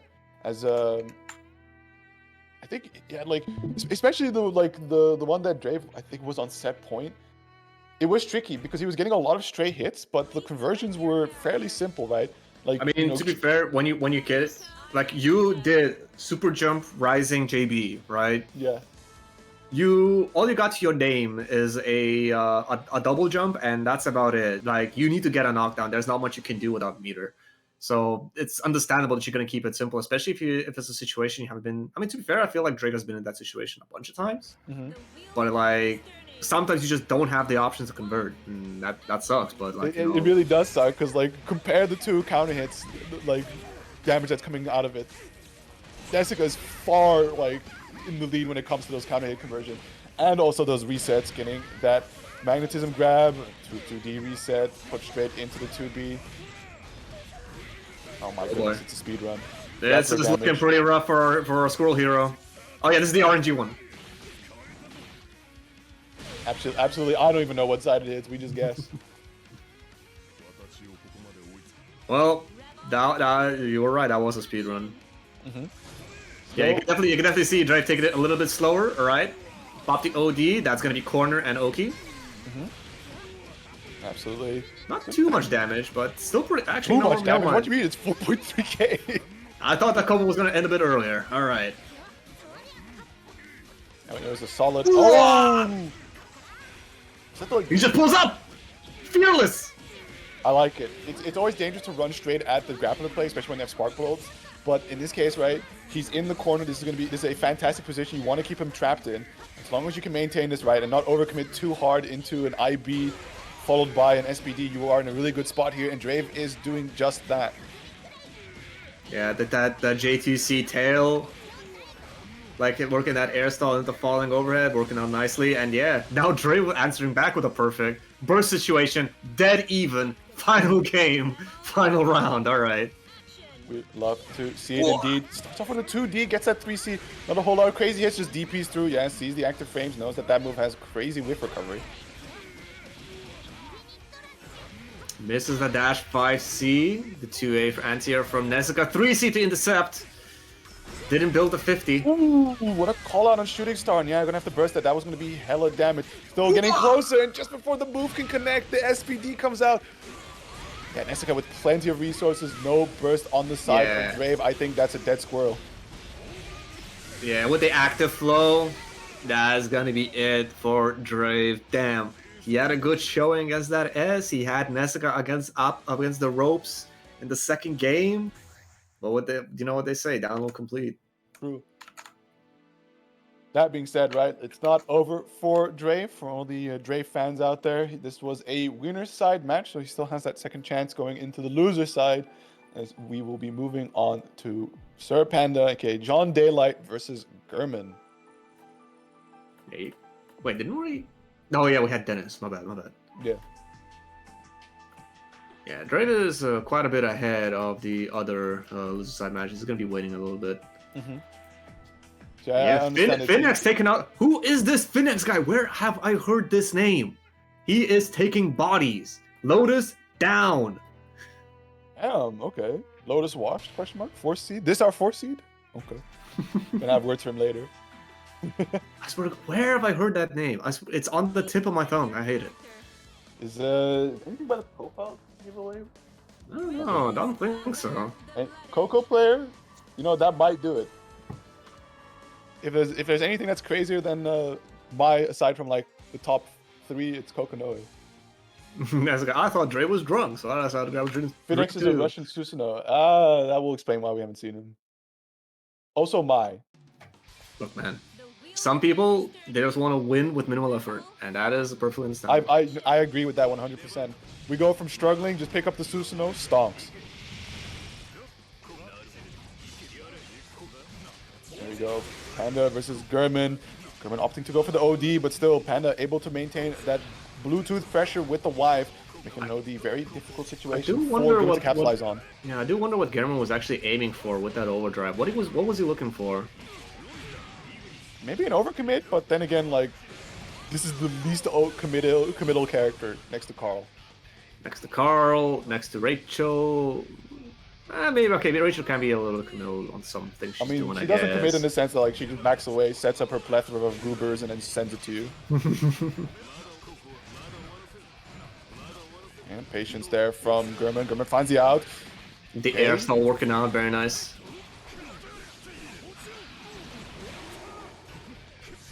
Wait, it's pronounced with a hard G? Yeah, that's the lore we got. It's Gurman, like the name. Yeah, like Gurman from Bloodborne.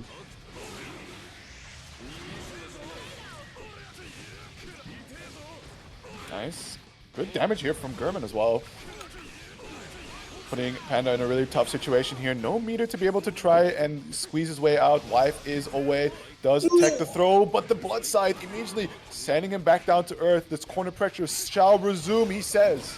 No TRM this time. You saw Panda double jump to avoid that blood side, and he still got sent all the way down. Yeah. Not enough. Not enough to kill, but the 2A will find its mark. Gurman able to tie up the rounds here. Still, due to like not closing it out all too fast, right? Panda able to build up a good chunk of burst game, so we see a burst coming back for him in this round. Oh, the 2D second hit. Not too much damage, but knockdown is important. Yeah. Oh! The bait. Being able to safely meaty. Of course, Wife Gauge is a little bit down, so he has to spend a little bit of time, but she's all the way back. Nice. Misses the 3C. But still, you get the knockdown, right? Not optimal, but nevertheless, we're still in a very great position. Gurman blocking it out, but the wife pressure keeps it going. We're going to see a D-summon. Not quite yet. Yeah, I saw a little bit shades of that burst save combo. Tries to DP clash all the way through it, misses it up. Yeah, and unfortunately, you got hit in the most awkward position against the air BIOS, where you're just bouncing up and down, and Panda's enjoying the show. Alright, pretty dominant first game for Panda. This is still a 1st to 2 as well. Finex, he's a general beginner. I see you, buddy. I see you. Downplaying. We love to see it. Oh, we're switching to Black Onslaught. I see you. Based. Ragnar, not character. Yeah, it's true. This character is just too damn honest. No room in this game. Yeah, he needs some cringe to keep up, but he doesn't. Look, man, 6D is an infinite for me. 6D's an infinite? Fair enough. Chip damage normals. Well, yeah, that's pretty bullshit, I guess.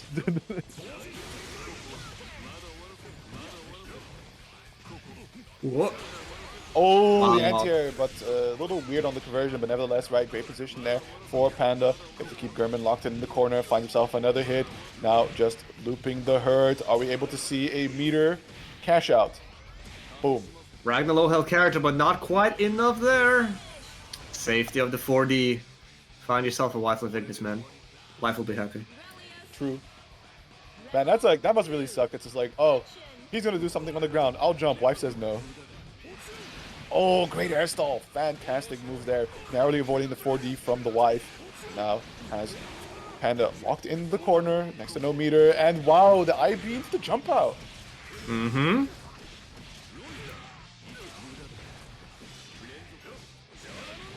Oh, nice delay tech to the 214C. Oh, no meter to save yourself. You soared too close to the sun. An instant OD pop there from Panda, making as much damage take as possible on German. German still has that burst gauge available, so see how it gets used. My opinion, Ragnar. Oh! Oh! I guess we will not be seeing that. I was gonna gas up Ragnar OD, that massive live swing that he can do. We ain't be seeing that. Wait a minute. There's a chance here. Build a bit of that health back up, right? That means you won't just quickly die to stray trades against the wife. Full stick of butter. How are you gonna use it? Oh my goodness! Even if they're connected against the wife, right, he has the chance to RC it, but the great use of ley line to just avoid it in general. Yeah, he wanted to push a mix-up behind it. He just wanted the Carnage to be blocked, but Panda, one step ahead, he was mashing. Yeah, I mean, even still, right? Like the ley line, he avoids the block on the super, right, using the ley line. But he's still in a bit of recovery, especially because he was able to RC it off of the wife. So if he didn't go for the mix-up, just like 2A or something, this is a hindsight read, right? Like if he just went for the 2A, he would have caught the mash. But wait, important details have dropped. Did you know it is 40% off Outer Wilds than January 25th, 2025? Buy Outer Wilds. Hey, where's Hoon's cut for this? Huh? This ain't no free platform for you to just share whatever you want. Who needs his bag too, alright? Yeah, indeed. Sir Panda, Outer Wilds' strongest shill. Okay, so yeah, Panda's gonna be facing off against Nesca on winner's side. I'll be honest, winner's finals, and I'll be honest, as expected, first and second seed. I think we did a pretty well, me, like look at me taking the credit. No, who did pretty decent job seeding. But yeah, we're finally gonna be moving on to loser side. So all these people that we see for the next couple of minutes, it's their last life. If they're out, they're out. And that's not the. I don't know why I thought you would say like all these people you're seeing, they're losers. I mean, is it wrong? No. Cool. Shout outs to NRS calling it upper and lower bracket. At least, like, you know, CEO Taco was having fun with it, calling it heaven and hell bracket, or something else to be in the theme. But like, say it how it is. Yeah, that's a fantastic start there for Lumbia. Unfortunately, drops the combo, but still countering 3C. You love to see it. Great air pickup, blue beat, but still damage is damage. Oki's Oki. Nice block on 6B. Oh, float is so pesky. Good jump. My goodness, the 3C to snipe. Normally 3C, you're just like, man, this move sucks. But then you put it in a float state, like, man, this move is peak. Oh, and catches the reset as well. No 6-8 to convert, but still very much in control. There is no possibility for Dennis to come out. All these moves whiffing. Not enough time for you to get that punish after attack. How does that song go? Darkness enveloping me, something. I thought you were talking about drowning pool. Let the bodies hit the floor. You know what? That works too. That song is unironically good though. Look, we like the meme, but it's like there's that like, you know, I don't want to say nostalgia or roasted in glasses type of thing, but it's like it's still like harkens back to that period of life, that period of time, and it's like it has value just in that. More honest Either way. time. Unlike the two characters we see on screen. Yeah. we were too busy talking about fucking 2007 something music while Dennis was just murdering Lumbria. Yeah. Honestly, ooh, great blocks on the cross up. Good blocks on Thunderbolt lands, but to no The bits. avail. The bits are there to make it safe. And I get that knockdown. So wait, is that just a guaranteed roll? Ain't no way, right? What? The roll post Crimson Punisher. Good question. I don't know. Taker's a very funky character. Oh, not the air reset and the burst bait! Yeah, that's a really bad point to burst. It's the auto burst bait off of 6C, right? Like it is the follow-up is just going to be a jump cancel. The follow-up move they're going to do is a J2C, which they can just hold 1 for, and that's an auto block. Just one of those things you need to be aware of. I mean, there was also that moment like where we saw like the jump startup is also burst safe, or something silly like that. So Well, yeah, all characters jump startup is burst safe, but Tager just has extra jump startup where he, with like the right timing, he can just jump through. Yeah, the grapplers. The normal application you see of this is that he's probably, I think, the only character that ends up stand blocking a burst.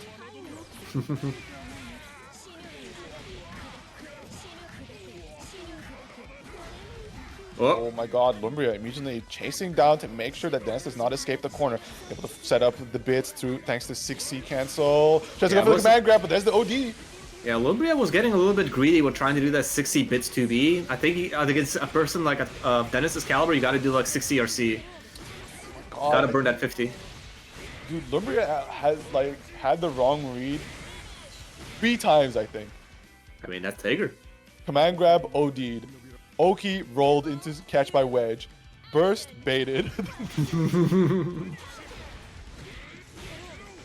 And the worst part is, Dennis is the hero. True. Oh! You hate to see it. Didn't quite build the meter. Yeah. Oh my god, getting the pickup because of float. This character, alright. Gotta be corner? Bits, no ribcage though. Yeah. CA? CA. By the magnetism. Bro, the backdash is so good. You can barely even notice it happening. Yeah. I mean, she just T-poses and goes backwards. So, Lumbria, keeping Dennis trapped in the corner, has that OD. Oh, being able to safely float, avoid all command grabs, very strong. Very cool. Oh, yeah, all command grabs, even the atomic collider, right? It just like she's at that weird spot where you aren't within the. No, why would you do that? Given Dennis the opportunity, maybe he thought he had a little bit more time, thought he could pop the, set up ribcage and stay plus, but not this time. No, Lumbria, with that unfortunate misread on the situation, gonna be sent out. Dennis gonna be moving on. Still, really, there were some really clean moments there from Lumbria, where using the float stance to immediately correct around after getting a cross-up hit and converting off of damage, but then, yeah, we just saw them that one round, 3 wrong guesses, Tager kills you. It's a funny hee hee haha moment. Everybody laugh, please. I mean, yeah, against the Tager, you have to be clean pretty much all the time. Like unless you get lucky, he can definitely win off one read. The situation, just like he has so many weird fake setups that you need to be aware of. And like sometimes you can just do something real as well. You can just keep it simple as well. It's like it's rough. I mean, that's grapplers in every game, but like just feels worse against Tager for me for some reason. Okay, up next, it should be Zeden versus Cakes, but I think Hoon called the wrong people. I hope Hoon called the wrong people. I did an oopsie. Yeah, okay, yeah. It is. Everyone's telling you did an oopsie poopsie. It is in fact Zeden versus Chakes up next. This one's an interesting one because I know from history that Zeden has notoriously struggled against Tsubaki, And after a couple losses to Chakes and other Tsubaki players, he really sort of hunkered down to understand the matchup, to the point that he even picked up Tsubaki to see like, what does this character do? I mean, yeah. I mean, as in like actually like playing it for a little bit, or just like Yeah, properly he labbing out played every single Tsubaki for a match. bit. Oh, okay, that's nice. I respect it. I respect actually like doing the legwork to learn the game. It's a really interesting method because usually it's based around the fact of like, when you see a character do something, you're complaining about it, like, wow, this situation is so cringe, this character is so annoying, then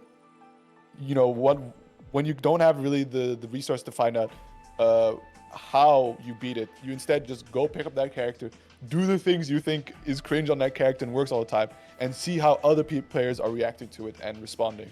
Yeah, and that's something that's also you probably cannot just see just by looking at match footage. Just like you sort of need to understand and how they thinking, like what they're looking for when they do specific things as well.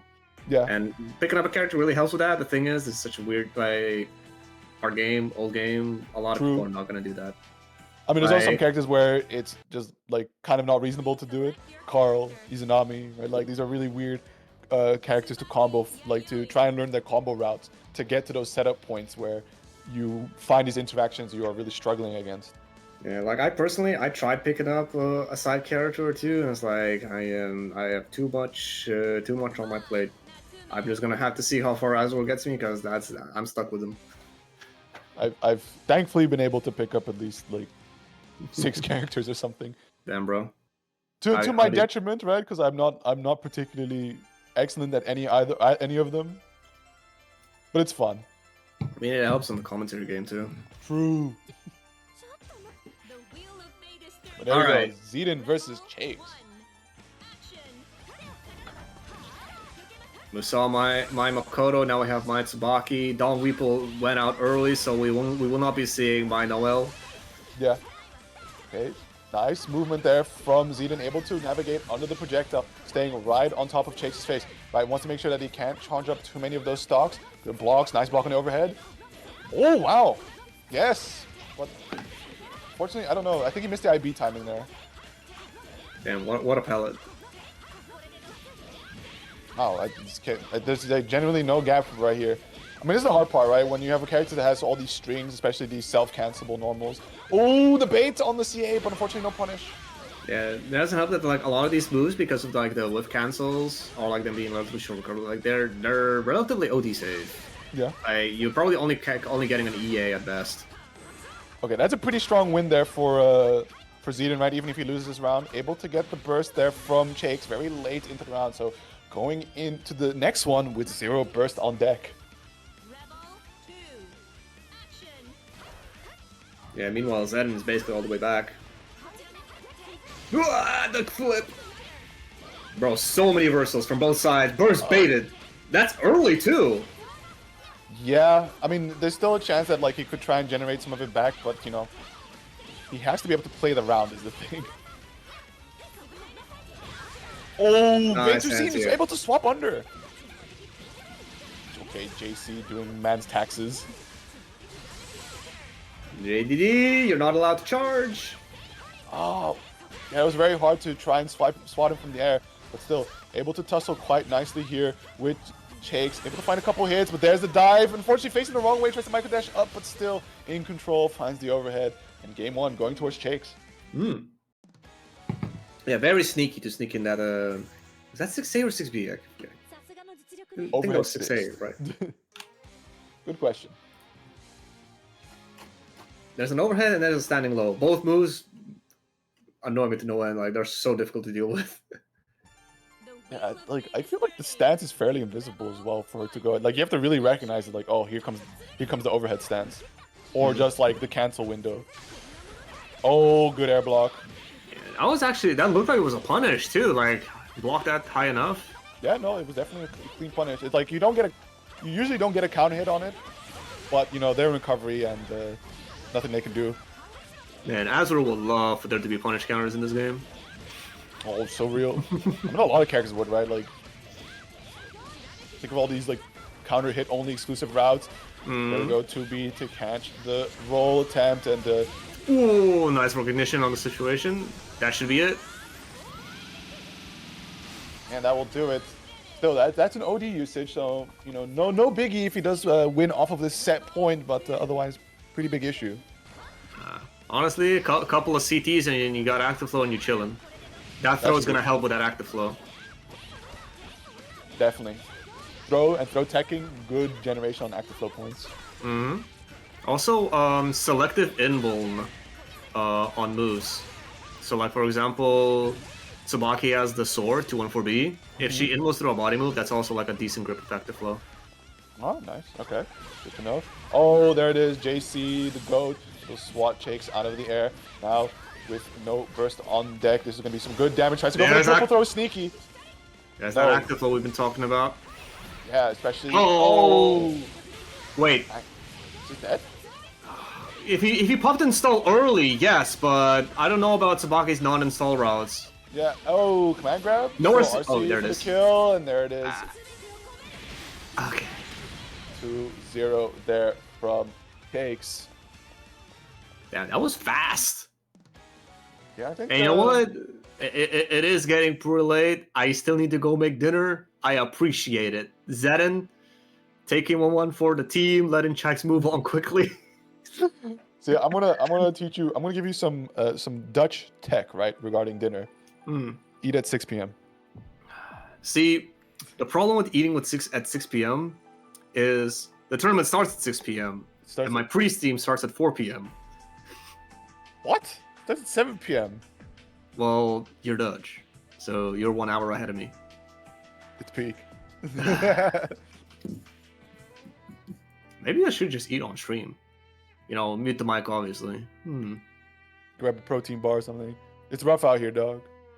Bro, I need to... Oh, you just reminded me. I need to, like, go pick up my protein from my old place. Oh, man. And I think the correct answer is just move to the center. Move to West Europe. That's what we're saying. Mukbang on stream, real. Oh, God. I don't even know what that is. I just saw, like, some pictures of that guy... And they called it mukbang. As like I'm associating with that guy. It's like mukbang is just like it's a Korean term for just eating on stream. Okay. It's just that. It's just of course like I think there's that really fat Japanese guy who's like giggling and like unpacking his food, which is the mukbang meme. Oh yeah, into the mic. It's indeed ASMR like. Where you gotta. Is it like parasocial eating or something? You know, I think it started off with cute Korean girls doing it, and that just sells whatever they do. Yeah. And then, then, I think it's less food and more the girls.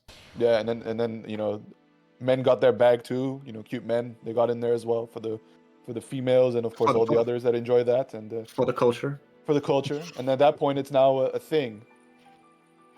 And before you even know it, it's a whole goddamn Twitch category. True. I don't think mukbangs are big anymore. I think now, like the next big thing after that was the TikTok NPC streams. Huh? Yeah, where it's just these people that like repeat. Is that the yes? Is that the yes? Yeah. So you give them a dono, and then specific donos prompt specific NPC responses. Bruh, they make so much money doing that. It was crazy. True. The Miles Morales one was the funniest. Isn't Miles Morales like an actual character in the game? Yeah, he's an actual Marvel character. It's just that some guy was just pretending to be Miles Morales. I see. And having frequent on-stream crash outs. Anyways, Dennis while he's pretending to be Miles Morales, Chrono's gonna be pretending like 6A is bad. True. We all live in a fantasy world.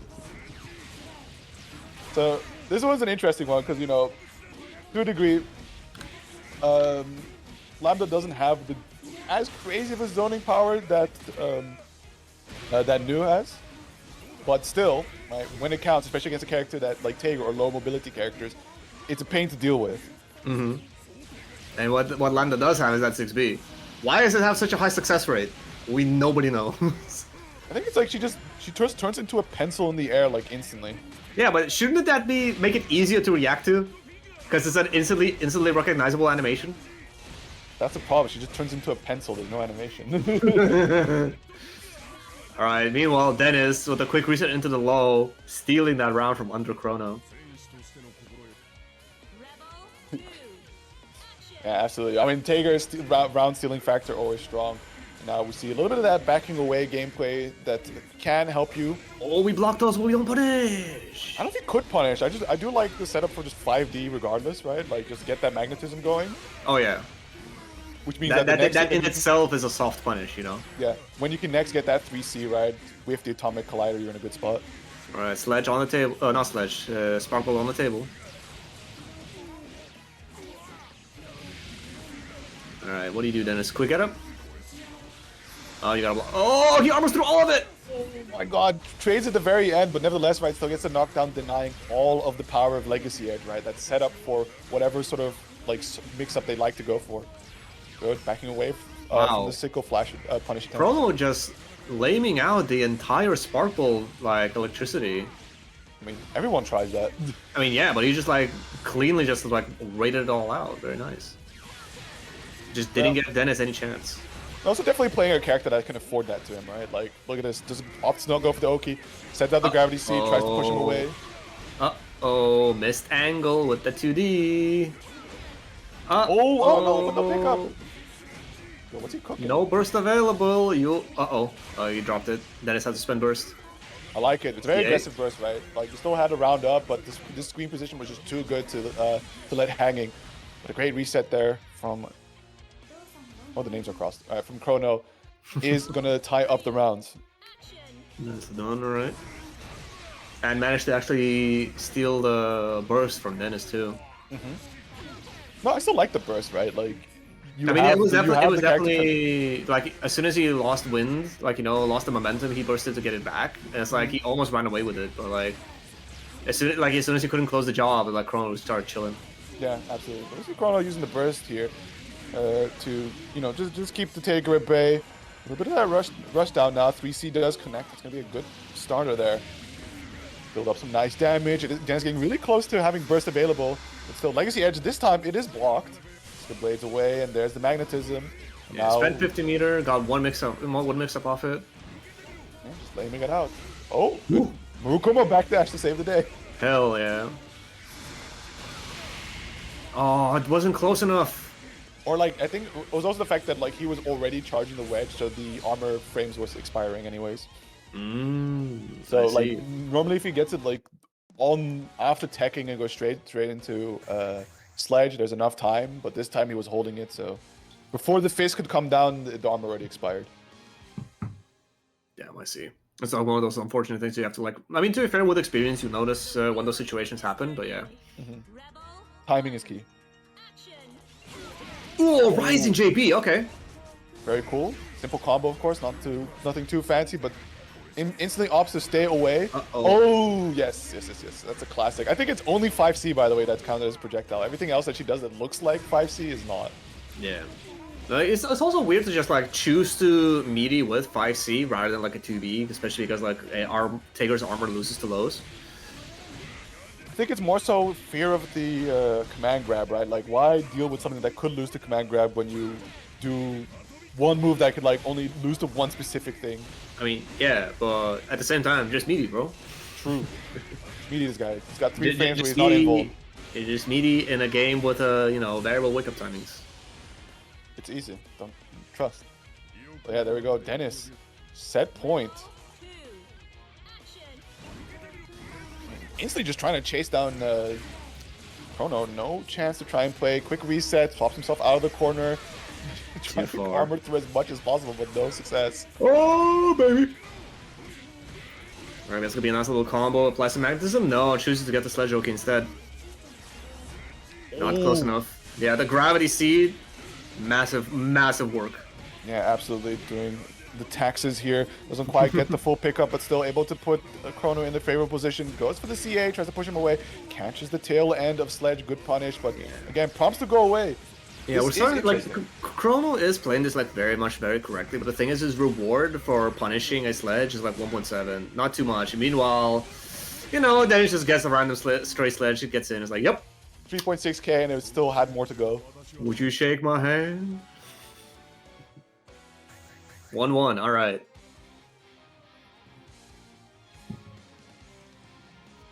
This is still a first to 2. I think we don't have that many games left. We should be... Oh, we got a couple. We got a couple. Yeah. We're pretty well into our... Chrono AFK? Is he too busy complaining? Is he writing up an essay? No, no, I don't see him type. I think it might have just been controller issues or something, but you know, good sportsmanship from Dennis just to wait him out a bit. Still first. I mean, this is a tournament. This is a tournament with a bag. Honestly, I would just gone for the kill. This is true. I think I was watching, like I was coaching Zedin once, and then his opponent had a controller issue, and I just said, "Bro, run him down." Yeah, I think it was against Chrono as well. I think Chrono just has disconnection issues on his controller sometimes. Oh, is that what it is? I see. Yeah. Tragic.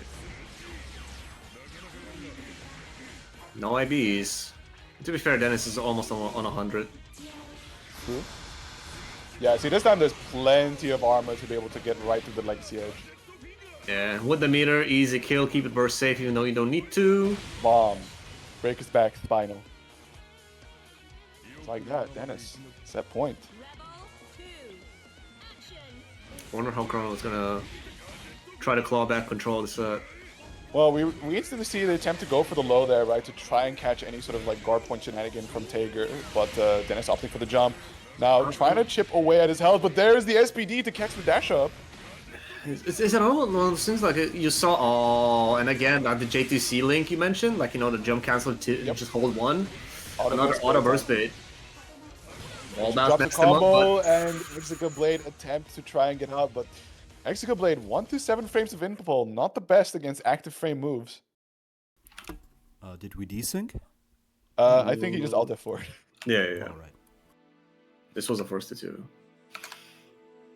But yeah, that is gonna be it for Chrono. Good showing, but didn't quite make it. Dennis gonna be face. So yeah, Dennis gonna be moving on to face up against Drave. I think we've seen them fight each other once or twice.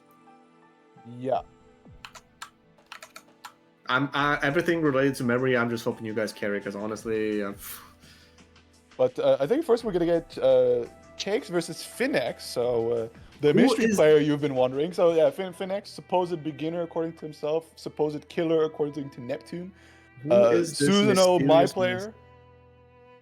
Yeah, who is this mysterious master? We'll see.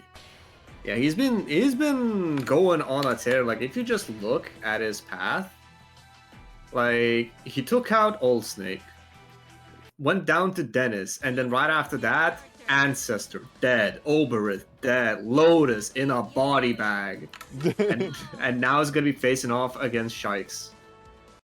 Yes, it's gonna be interesting to see fake Susanoo player. Yeah, I'm really curious to see what's been taking names. What's the Susanoo like? The wheel of fate is turning. Rebel 1, action. Yeah, he's air dashing after.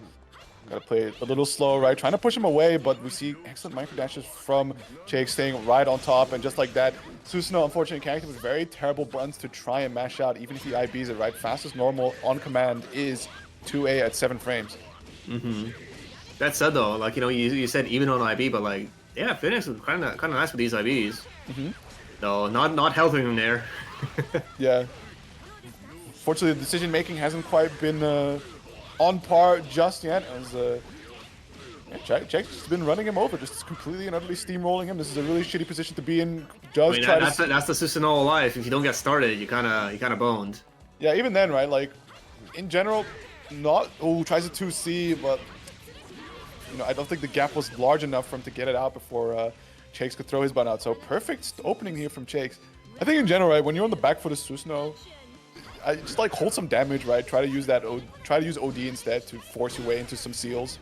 Oh yeah, 100%. I definitely think Susanoo is an OD character. Either, you know, that round start 5B 5C OD into overdrive, like, you know, all the important unlocks 4K corner and stuff like that, or just like, you know, for robbery stuff later. Yeah, or like if they're running some pressure, you know, you catch that OD right as they do their overhead, convert into, you know, again, probably not corner, but still all your relevant unlocks to close out the rest of the round. We get there. 3C, my goodness.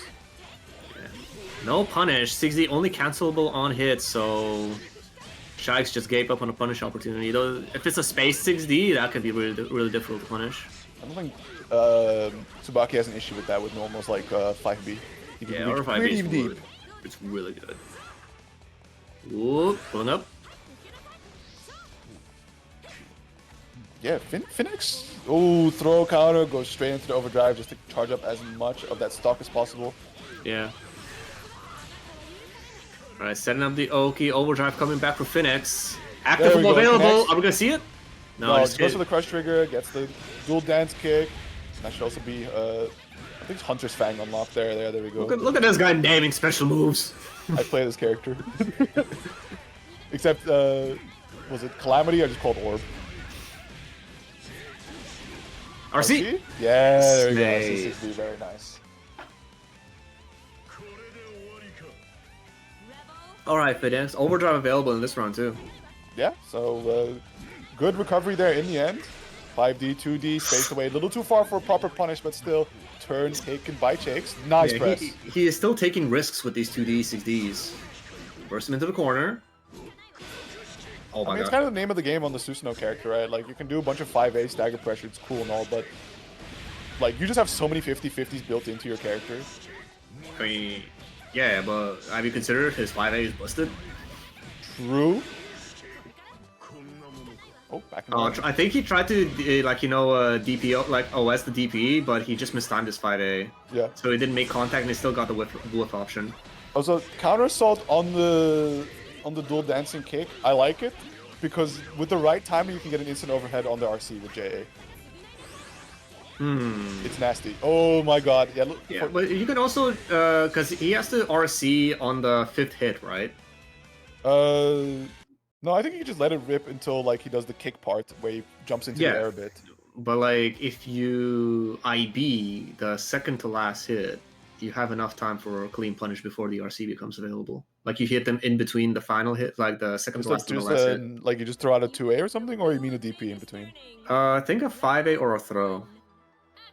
It's just one of those things. Like it's very scary to IB like a multi-hit low.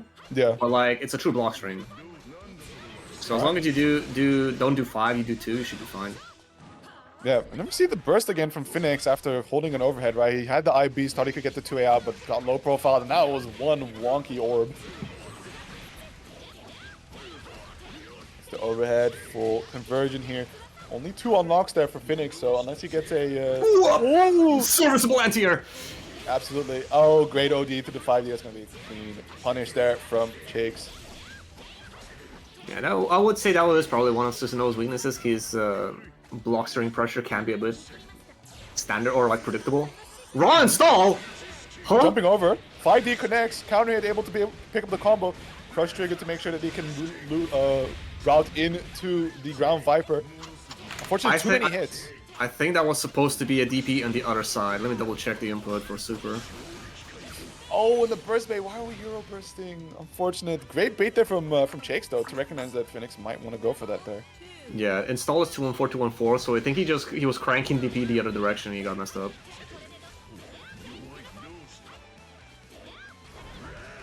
Just playing it slow, shoot away the orb. Great JC. Unfortunately, you're not Mai, so you don't get a combo. Nice stuff here from Jake so far. Phoenix in a tough position, right? Like, no OD to be able to get through and try to set up his game. Yeah, only Spinny to his name. Yeah, it's not bad, right? It could be better. It could be ground Viper. Meanwhile, any hit into install is death for Chikes. Nice, good RC, finding the sword unlock. Oh my goodness. The easiest Astral to combo into. Works off everything. I mean, also, like, think of the timing, right? Like, you get thrown, Burst comes back on deck, and they instantly let the Astral rock. But yeah, they're definitely optimal in this one, right? Burst safe, kills them for sure at 35%. Yeah, same with Lewin doing throw OD. Like, they just never get the opportunity to burst. Absolutely. Anyway, 1-1. I see the vision on Phoenix, especially his IBs are really strong, right? But just the burst gameplay is really putting him in these like incredibly tough situations to try and mount a comeback from. Mm-hmm. I agree. Like I would definitely like whenever I see Susanoo players bursting, like especially early in the rounds, like all right, winnable. Yeah, winnable. it is indeed winnable. Try to get the goes for dirt kick. Yeah, two C jump cancel block. You can still just staircase and back down. Hands here. Ooh, good block. I do like that patience, right? He knows that he's in a very difficult situation, or forcing him to move in a certain way. But there we go, crush trigger to make sure he gets that ground viper. Goes for the DP route. Mm-hmm.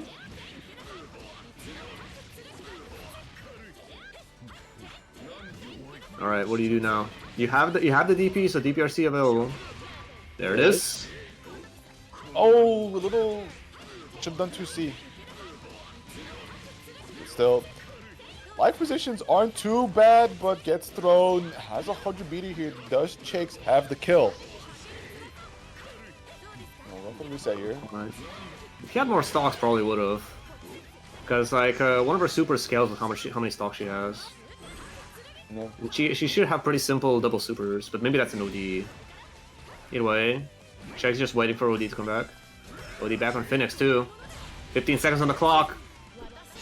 This is yeah, great use of the super there after 3C. No real other option that it doesn't have a massive gap there for Susanoo. Also interesting that Phoenix bet it when he didn't have the meter to save himself. Oh, I love that. I love that so much. Run up on them, 6C, the GOAT. Block that one. Don't block the second one.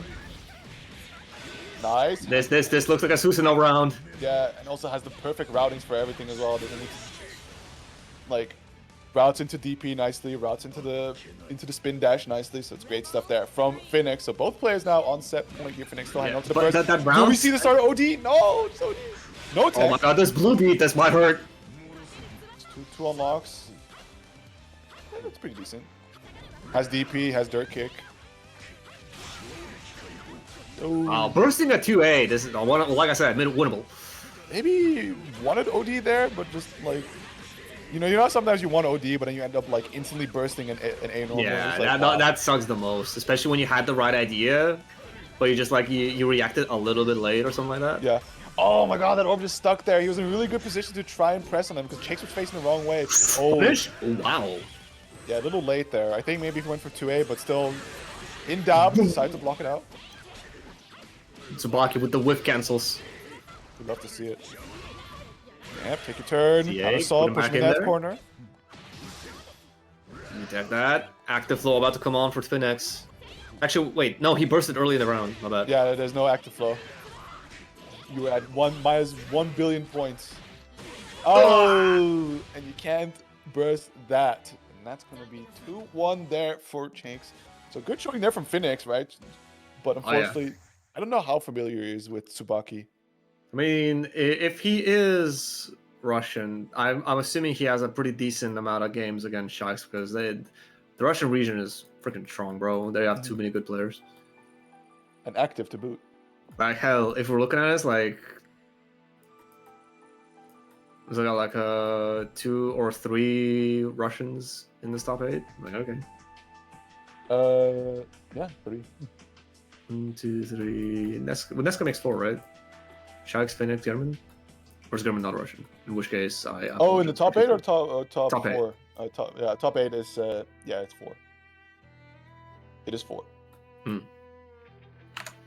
But that being said, right, as we are heading towards the end of this bracket, we are in a very critical position here on the loser's side of business because even though it may not be for the first place position, it is nevertheless for the top 4 position, which means that they do qualify for a cut of the prize pool. Oh yeah, So this one does matter. this is probably the most important match. It's like the match for the bag, and after that, it's just bonus. Yeah, true. Because especially the two, Nessica and Panda, they bag secured. Yeah, who we got? It looks like Dennis Drave. Yeah. Cool. Which, 2 players who have the D and the Y in the same position in their names. Don't know what you'll do with that information, but it's there. But yeah, again, the funny matchup. We saw this happening earlier of Drave versus Nessica, right? That you know, as any rushdown character goes, they just end up playing right into Tager's preferred position, which is right in your face. Yeah. So it's a matter of the rushdown player knowing how to mix up their options and make sure they don't get caught into the guard points slash invuln throw action that Tager has. I mean, you can try running pressure that's like, you know, throw invul at the same time, like a lot of jumps, a lot of rejumps, but, you know, it's weak in other ways. Like, if they recognize it, they can start pumping anti-airs and whatnot. Low there, chipping away at a lot of health here. Still, knowing Tager, one right read will blow him up, but unfortunately doesn't block the low RC to get that extension. Drave, first round perfect. Mm-hmm.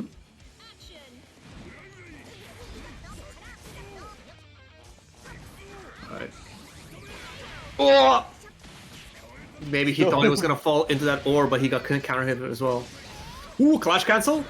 Oh! The air stall into the J2C, okay. I'm interested to see why he just ripped the 2C there, but nevertheless, right, Drave coming out on top.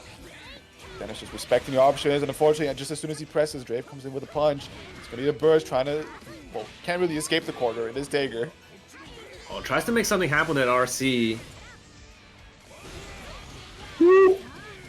Alright, anti-airing being sucked in by the JD as well. Yeah, catching the quick rise there.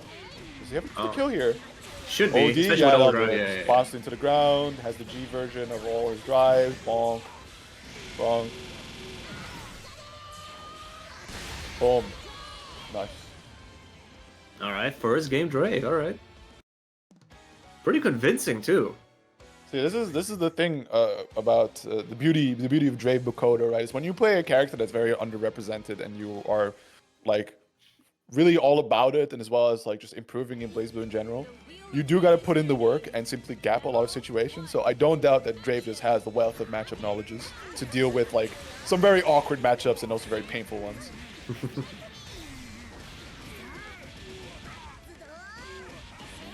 Look at that, 4.2, 4.3. Woof. Okay, nice catch in the backdash. Yeah. Absolutely. Good damage coming out once again. Sets up into the orb. Oki has to hold that.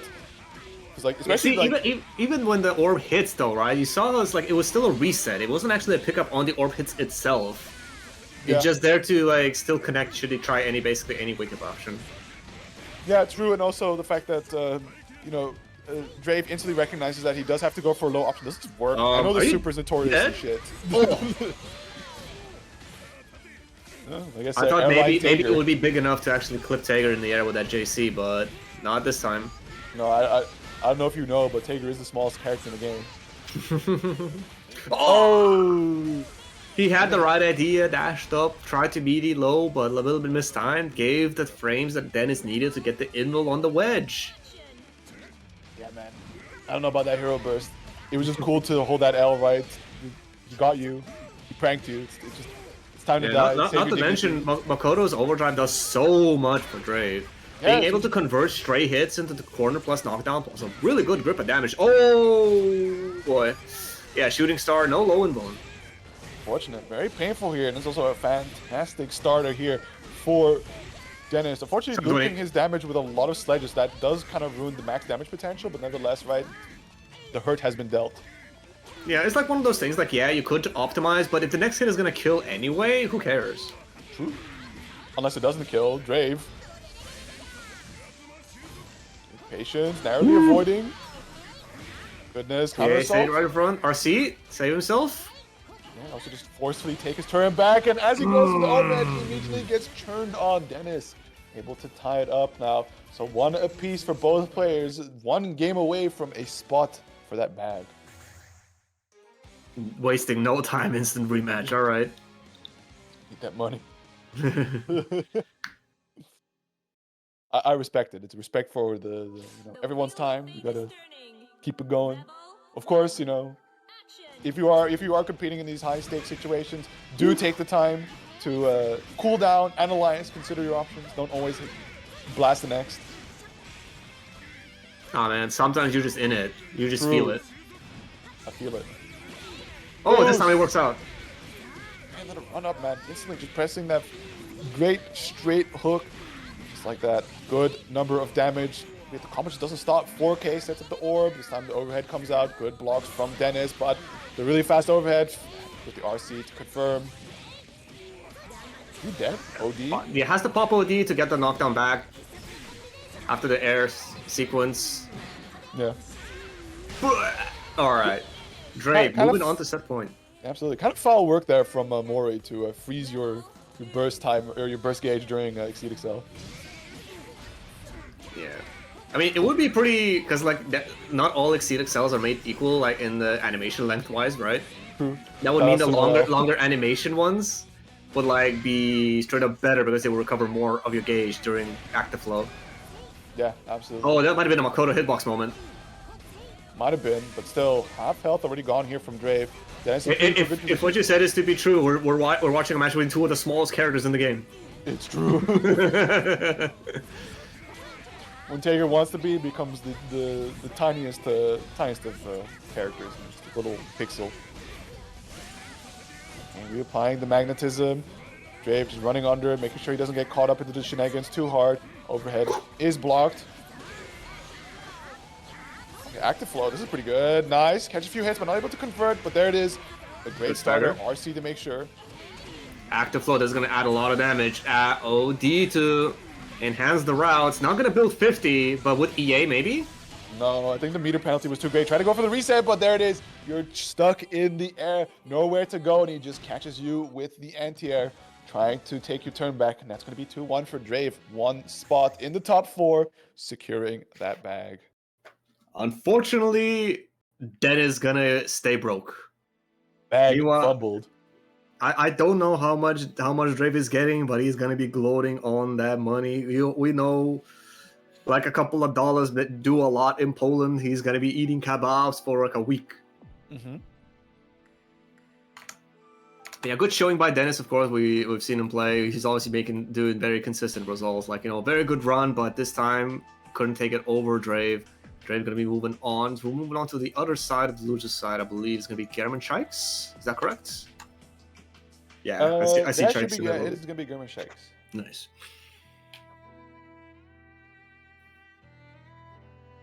Both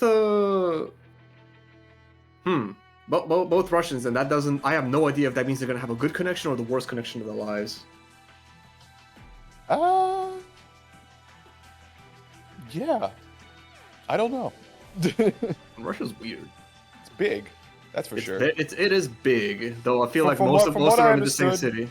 Well, from what I understood from the Strive Russian gang is that like connection from west to east is like perfectly fine. It's just that no chance the Asia part of Russia is going to be playing in the Europe events. Mm. Germans in Turkey. Still okay, no? I mean, I guess it's like regular connectionism, but the lore is multiplying.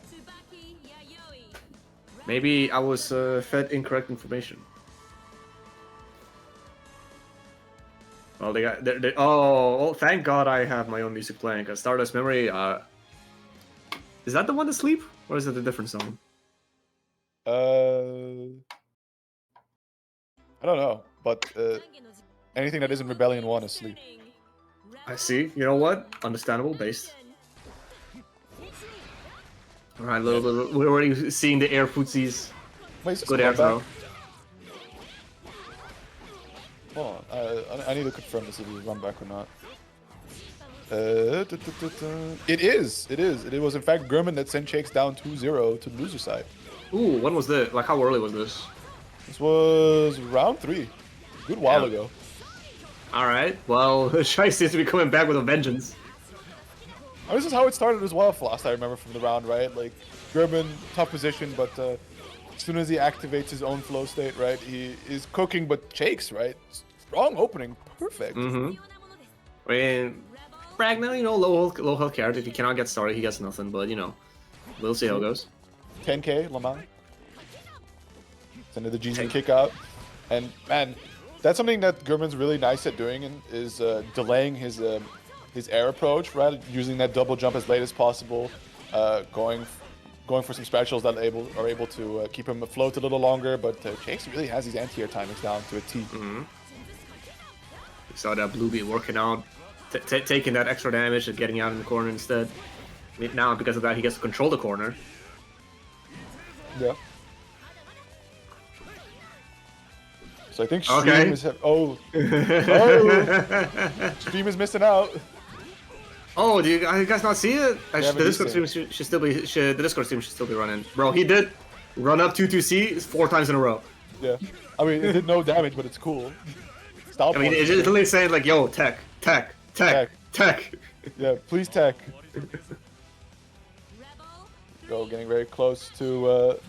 Ooh, nice, good recognition. Dashed up under before the firewall became a problem. Anti-air, Chikes out of the air. German taking the second round.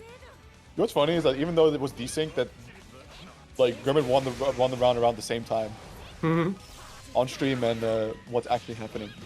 Does that mean that like their gameplay is that godlike that even the desync is good, or the gameplay is that bad that even the desync is the same?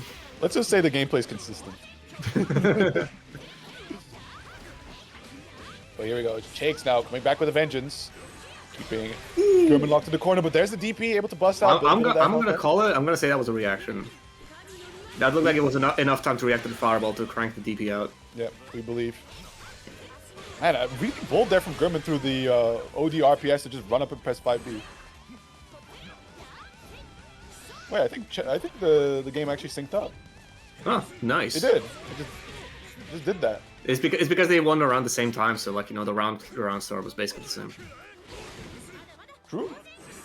Wow. Oh, BB good online punish. Stayed under the dive kick. Yep. Good good patience from Jakes there to just hold the block there.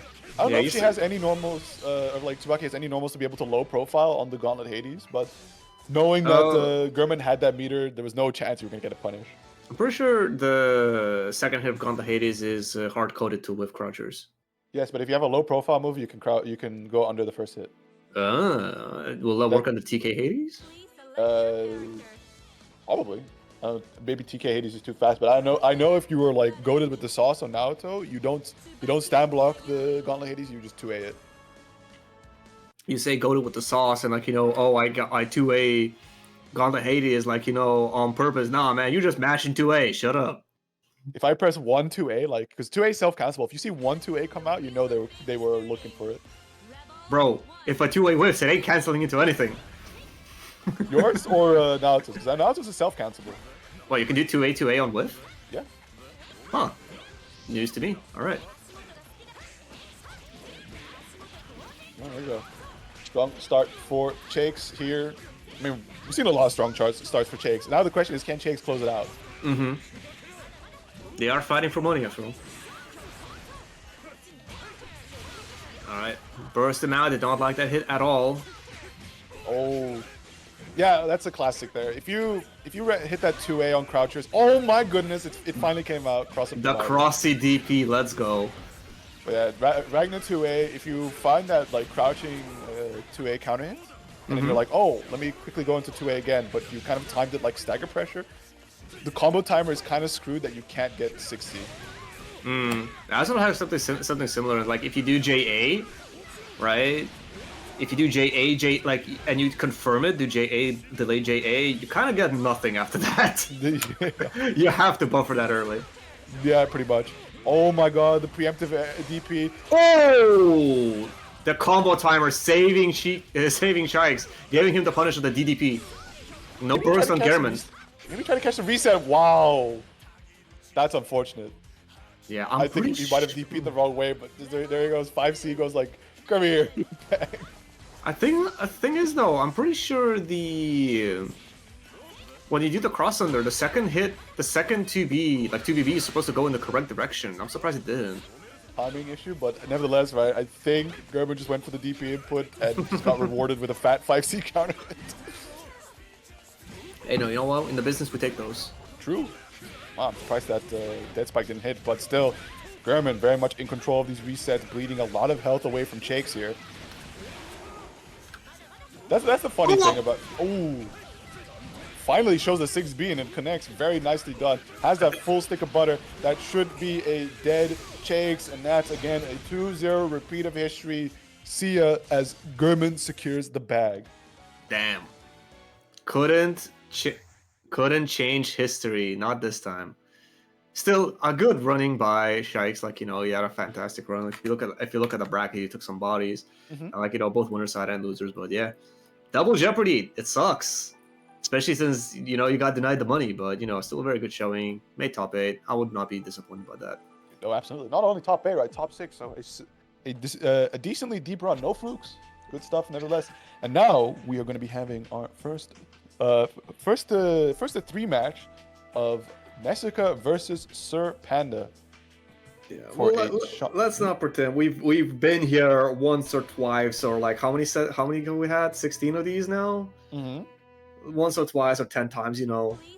See this one like quite a bunch of times with all sorts of characters. Now, last time I think Nessica busted out the Izanami and showed us some tech we haven't seen anyone else use. This time he's doing it with the protagonist, Ragnar. I forget my lore. I don't know how involved Raelius is with Ragnar's story, but probably. I don't think he's honestly that involved. I know he's just more like bullying Carl and like being mischievous with Carl, Hazama. Noel, Hazama, Makoto, basically the NOL people. True. Yeah, good opener here from Nessica, already able to punish the... This man IB'd the crush trigger. Chill! why not, right? If you're going to be burning the meter, or like the barrier gauge anyways, might as well get a little meter for it. Got micro dash up IB. This guy wake up dash block like he's playing Melty Blood. Yeah, and I no less. Like the thing is he's showing some crazy tech, but it's not in the right spot, like because he's not able to bust out just yet. Yeah, like all the cool shit he did on defense. Meanwhile, Nessica is the one sitting with a 95% life lead, cranking DPs like it's going out of style. True. Turn them. There you go, Nessica. Round 1, very strong. Avoidance there from Panda, very good stuff. Barely out of range from 6D. Oof. I expected that JC to hit, I'll be honest. No. Where are you looking? Really is facing the wrong way. Wife falling down the wrong way. Still in control of the pressure. Wife running a little low. Oh, tries to snipe him with that 5D, but Panda hovering just outside of range.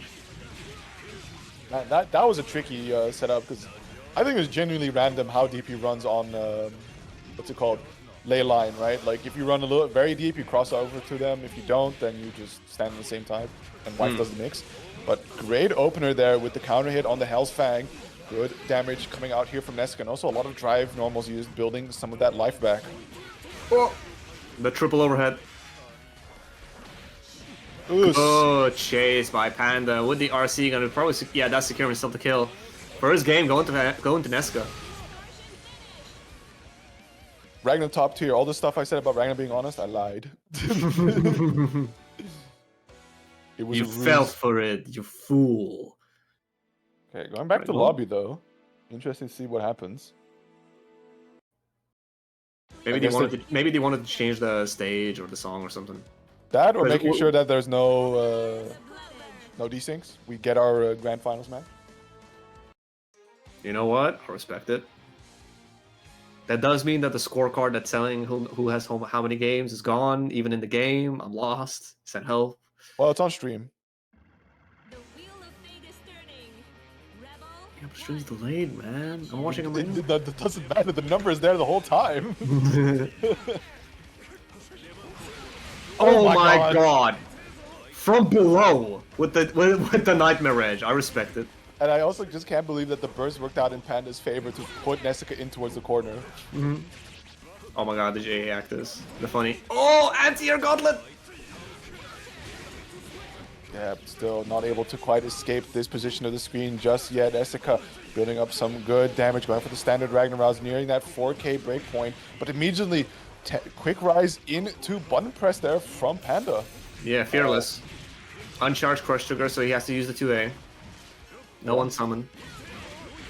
Life about to run out. Spends RC just to unsummon safely. Yeah, almost had the loops going to go for the doll recovery combos, but instantly burst from Nessica.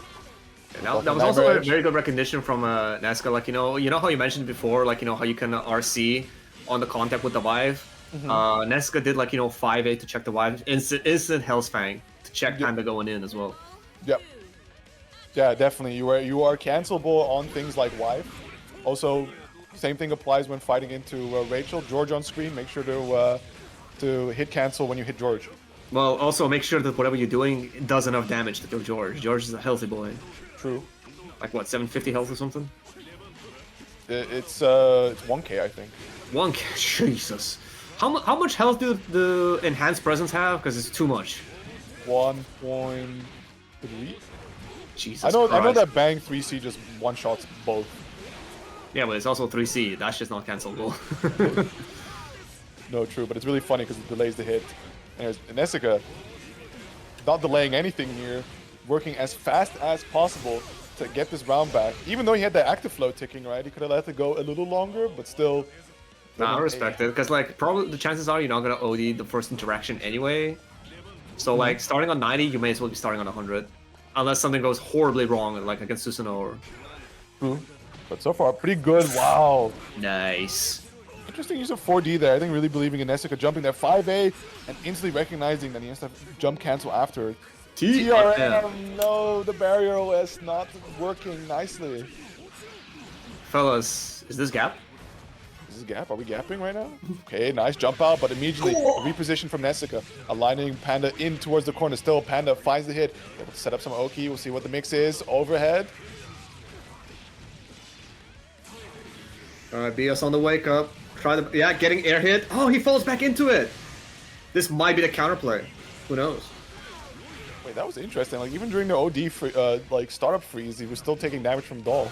Yeah, so the Ignis is ignorant. Maybe it's in the name. Yeah, you should have just stopped there. This is ignorant. But she ignores Super Flash. At least from Relius. So that's why you see the Zawardo setup is like they pop Bios and then they do Venom. And the wife moves forward during the Venom Super Flash. Ah, okay. It's really nasty stuff, because if you're not blocking during the Super Flash, you're dead. And there again, TRM from Panda is going to cost them game number 2. This time they're not going to go back to the menu, so just letting it rip. First to 3, of course, giving Panda one more chance, but like Nessica, on the cusp of sending Panda down to lose to secure himself that top 2 finish. An even juicier portion of the bag. 5D round start, not bad. Whoop. The second hit, he just lets it rip. Sometimes we just gotta let the second hit rip for those juicy counter hits. Immediately checks the wipe, chases after the recovery frames of Panda. Again, getting the throw reset. Panda, ooh, trying to go for the spicy. Blocks. Ooh, the wife went the wrong way. Or maybe he dashed behind her. By the way, wife not helping right now. Okay, very nice conversions, and Nessica, another perfect on set point, looking poised and ready to claim that winner's side position in grand finals. Yeah, and it's rare to see Panda look like, you know, kind of helpless. Nice tech. Not this time. Well, a lot of TRMs coming out from Panda. I know Barrios is cool and all, but like when you play against characters that like to really just do a ton of stagger pressure, I don't know if it's the vibe. I don't know. I mean, honestly, it could be just like Panda. Sorry, not Panda. Nesca found the timing. You see his that 5-8. That was gonna be a throw. 100%. Yeah, classic. With 5A, get the timing out, but Panda was immediately ready to challenge. It's really just like a quick little extra combo off the counter assault. Puppet character privilege. Oh my god, that was still active. He could have done EA, but he definitely thought it was gonna whiff. Yeah, it's difficult to say for sure, but there we go. TRM once again building up some more damage. Crush trigger does connect. And Yeah. I don't think there's going to be any enough. With Corner Scissors, with the RC? Doesn't need it. Doesn't believe. I think he just could have gone into the Devoured by Darkness a lot earlier, though. That's like flat 1k minimum. Yeah, checks the doll, be gone. Whoop. Right. Yeah, Honestly, yeah, Nesca Nesca just needs to chill, and that's what he does. Yeah, until he runs in, catches him at the right time with the 5C. Nessica 3-0. Moving to winners. They're moving to the grand finals on winner's side. So not the end for Sir Panda. Ryan is going to be chilling in losers finals, waiting on the winner between Drave and Gurman. Face off for a shot at that losers position in grand finals.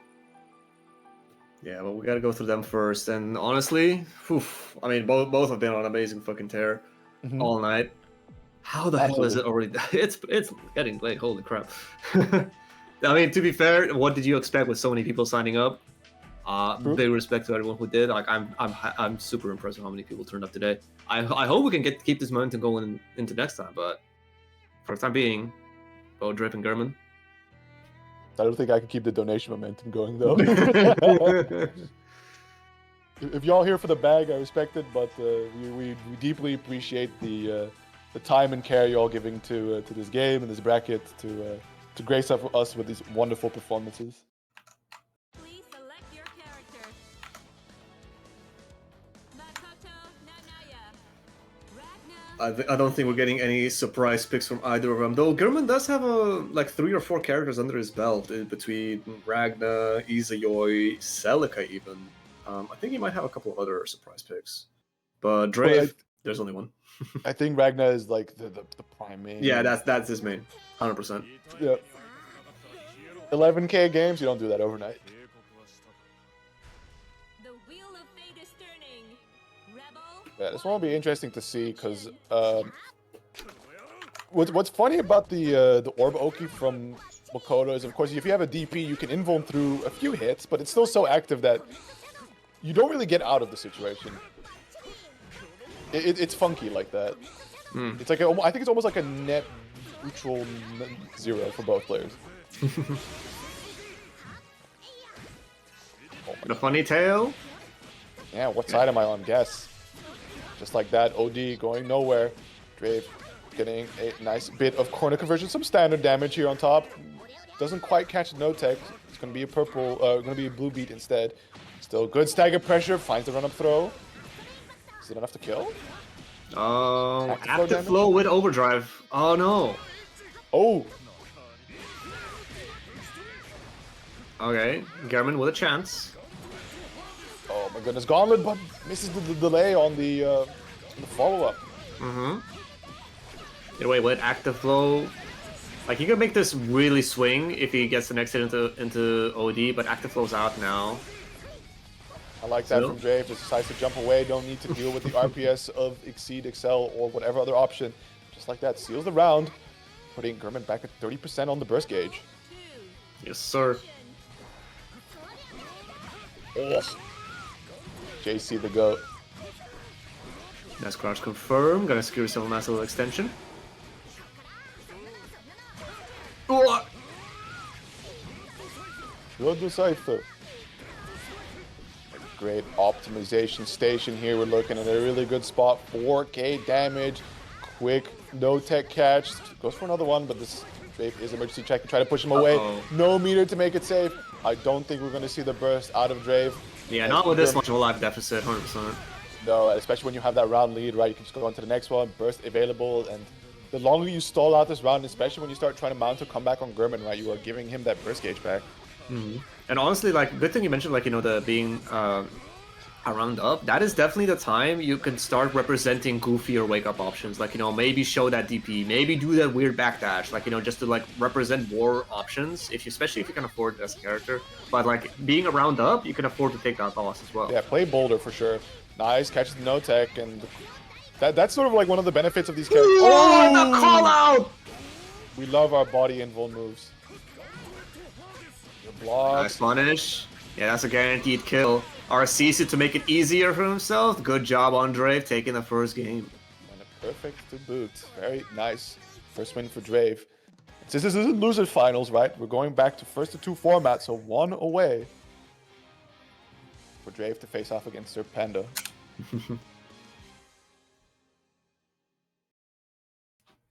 I think that's one of the interesting things we saw in the last round is with these characters that have like fairly meh, so to say, conversions a lot of times, right? Like very simple, few hits, go into the knockdown off of DP. When they can catch a no tech, right, and it's only a blue beat, they still have plenty of combo time to actually extend into something meaningful. Yeah, those blue beats tend to hurt a lot. That's where you start seeing like 700 damage or something on the blue beat. It's like, oh wait a minute, hold up, wake up. Should attacked. Should attacked. I think one of the more painful for me is like, I think it's Lambda. They do like something into like a Rekka knockdown, and they do dash up 2B. If you don't tech that, you're taking like 1.3k extra. Yeah, absolutely. Also, OD dead spike. That's foul. That monster just covered the entirety of Drave, and you couldn't see. And it's huge. Yeah, it's huge. And like people just say, "Yo, dude, just IB it, bro. I can't see if I IB'd."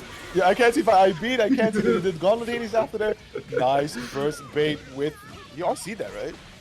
Looks like it. Guess the purple throw. I thought it was gonna hit a hit earlier. Gave Drave the chance, but he didn't take it.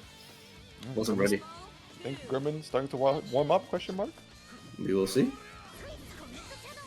Drave might be feeling that burst because like it's gonna be a while until he gets overdrive back. Nice IBs. Oh! Yeah, just get right through, ignore all kinds of fake mix-ups that Ragnar has. Oh my god, he tried the DP but just gets clipped by the second hit of the 5D. So surprised, like not enough invul, doesn't reach far enough, basically gets slapped down. Oh, interesting routing. Unfortunately drops the combo slightly, but still able to pick up on the blue beat. Oh. Yeah. This is not dead yet because he doesn't have double super. He is cashing out though. This is Ragnar, 10k health. What am I saying? Yeah. So I was correct. Going for the active foe. Had to go cash out as much damage as possible. Oh, one hit will do it. Just keep chill. Just chill. Okay, I said chill. Minus strength to the DP. He's a Granblue player. You know when you were talking about how like when you're round up you could be goofier. Yeah, about that. Do it around down. Show him who's boss. Become ungovernable. Truly. Nice delay. I love it. I love it when people like do weird delays to throw off timings and shit, and that, especially when they get rewarded for it. It's like, yes, this is what fighting games are about. Absolutely. Is he gonna do it again? Yeah, is he gonna do one more? Oh, this time you're forced to tech out. Not enough time for you to ground. Still gets a solid reset here. Drave in a really tough position. He's gonna have to commit the burst either sooner or later, or we're gonna see the greed for the OD. Oh. Oh my god. He was just out of range. Yeah, it was like I mean that burst barely connected, and even then he still jump canceled it. Oh my goodness. Well then. I mean, on my end, it literally looked like he was just standing and he just whiffed. I was like, yep. Oh no, he jump blocked it. Oh, I see. My bad. Yeah. Burst isn't entirely useless. But yeah, one apiece for both players, so one away from a juicier percentage of that bag, as well as both of them secured the money, but now they're fighting for even more money. Now this is greed. Now it's greed, it's prestige, it's the ego. You know, it's all sin in this house. Oh my! I'm surprised he didn't fall into the orb. The orb just barely disappeared. Okay. Still good damage dealt. Great catch. Goodness. Optimization. All right. 2.9k. Keep it simple. Ah, the overheads. I feel every single overhead as if it hit me. You know, we got some offline tournaments to shield later, and those Gauntlet Hades, man, those get blocked over there.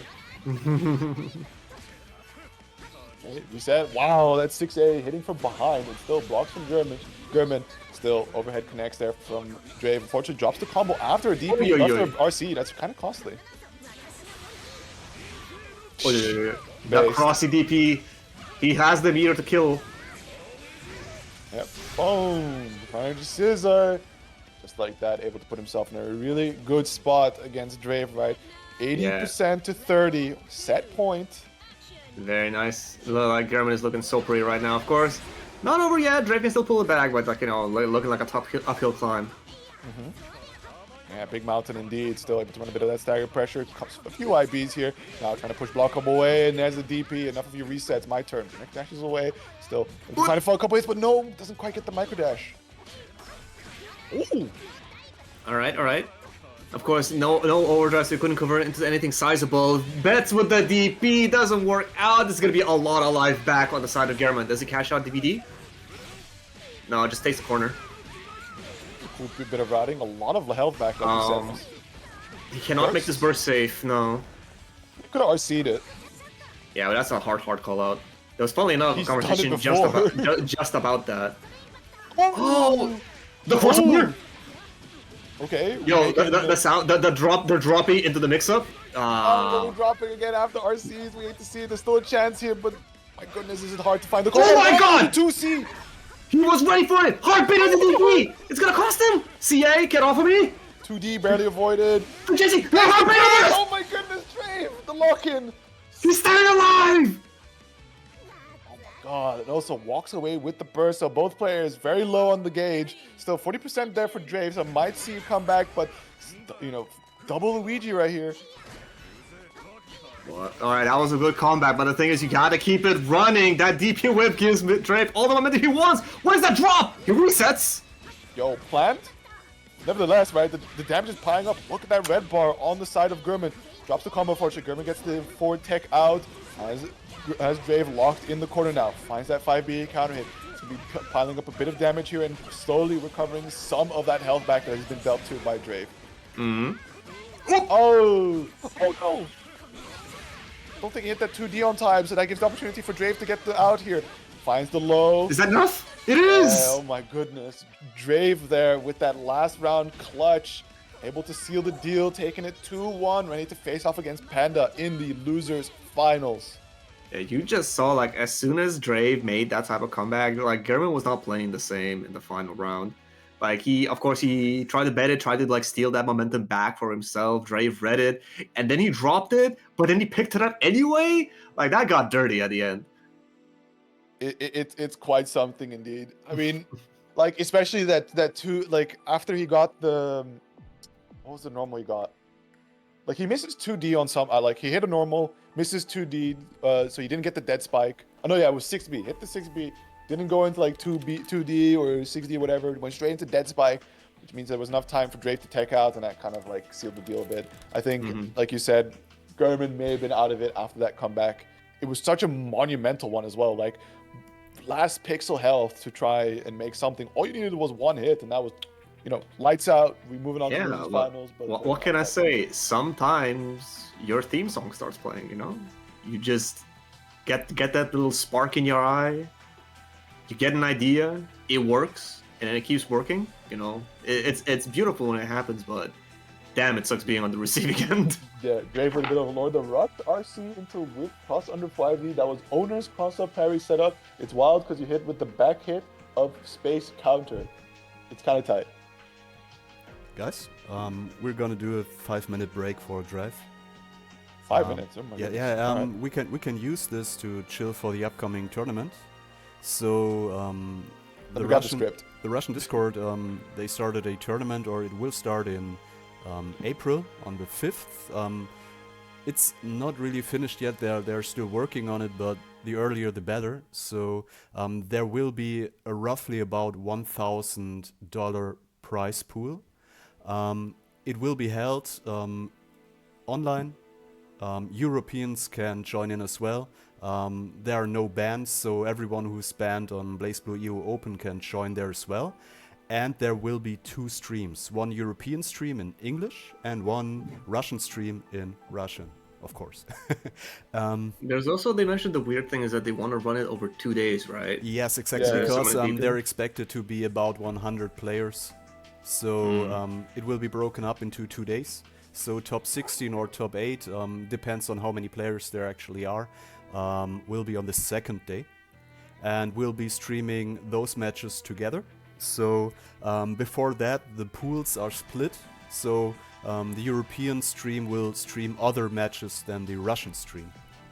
Oh, okay, that's actually good. gonna be fun. That's good. Yeah, In my I opinion, think there's a that's couple more that, like, from what I understood, it's not only just the 2, like, those 2 streams. There's going to be a couple, like, extra Russian and extra English streams. At least 2 Russians, 2 English, I believe. Yeah, And then, like, I mean, a I bunch know, of different I know, lobbies where games will be streamed from. I know of 2 streams, a Russian and a European one. Yeah. All right then. But yeah, Save the date, April 4th. Do check it out. Mhm. Also, Drave apparently going to Frosty, so that's going to be epic. Wait, isn't Frosty like in 2 days? Yeah, it's Friday. Oh boy. Okay. Getting them reps in, you know. True.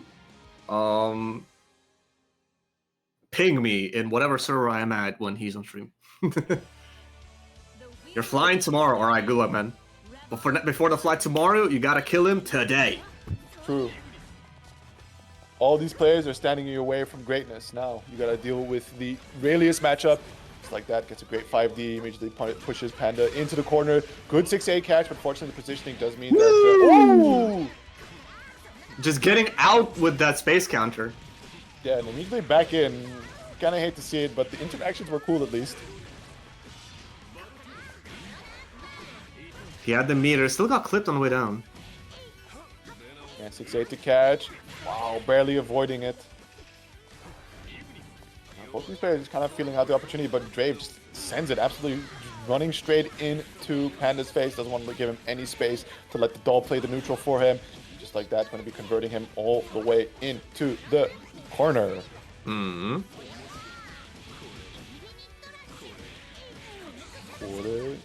Boom, kill. Very good opening there from Drave. A lot of shenanigans, and through it all, just hung on to the burst, you know, stood in there tight, didn't feel like he needed to panic just yet.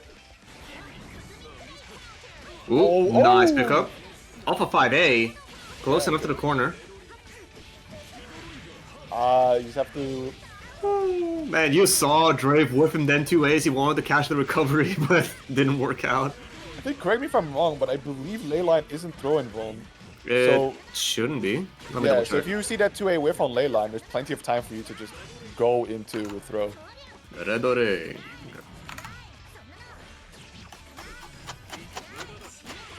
Oh, yes. Counter assault away, denying the charge crush trigger. Has him in the corner now. Great anti-air, immediately claiming that burst, but that's a fatal counter, but no pickup there from Panda. Very costly, still has plenty of meter to do a Oh, burst, the space! parry out. Nice. That's great tech, I love that. I'm pretty sure that whether that's available will depend on what move is done into Bios. Like if it's a 5C, probably not. Yeah. Because too much Ooh. blocks on. Danger Run stay, up. but we don't care. Nice side Oh switch. my god. That looks so cool with the tail, with the back end, you know? Yeah, that's dope as shit, man. But can he kill, right? He's in a really tough No, spot. no, no, hell no. Way too much health. Nice delay cancel, cross over to the other side. Good blocks from Panda, pushes himself towards the corner. It's still very dangerous. Oh my gosh, she's so tiny! Oh, but yeah, gets sandwiched up by the doll. You hate to see it, right? Tiny enough to run under, but then you immediately get put in the sandwich hellhole.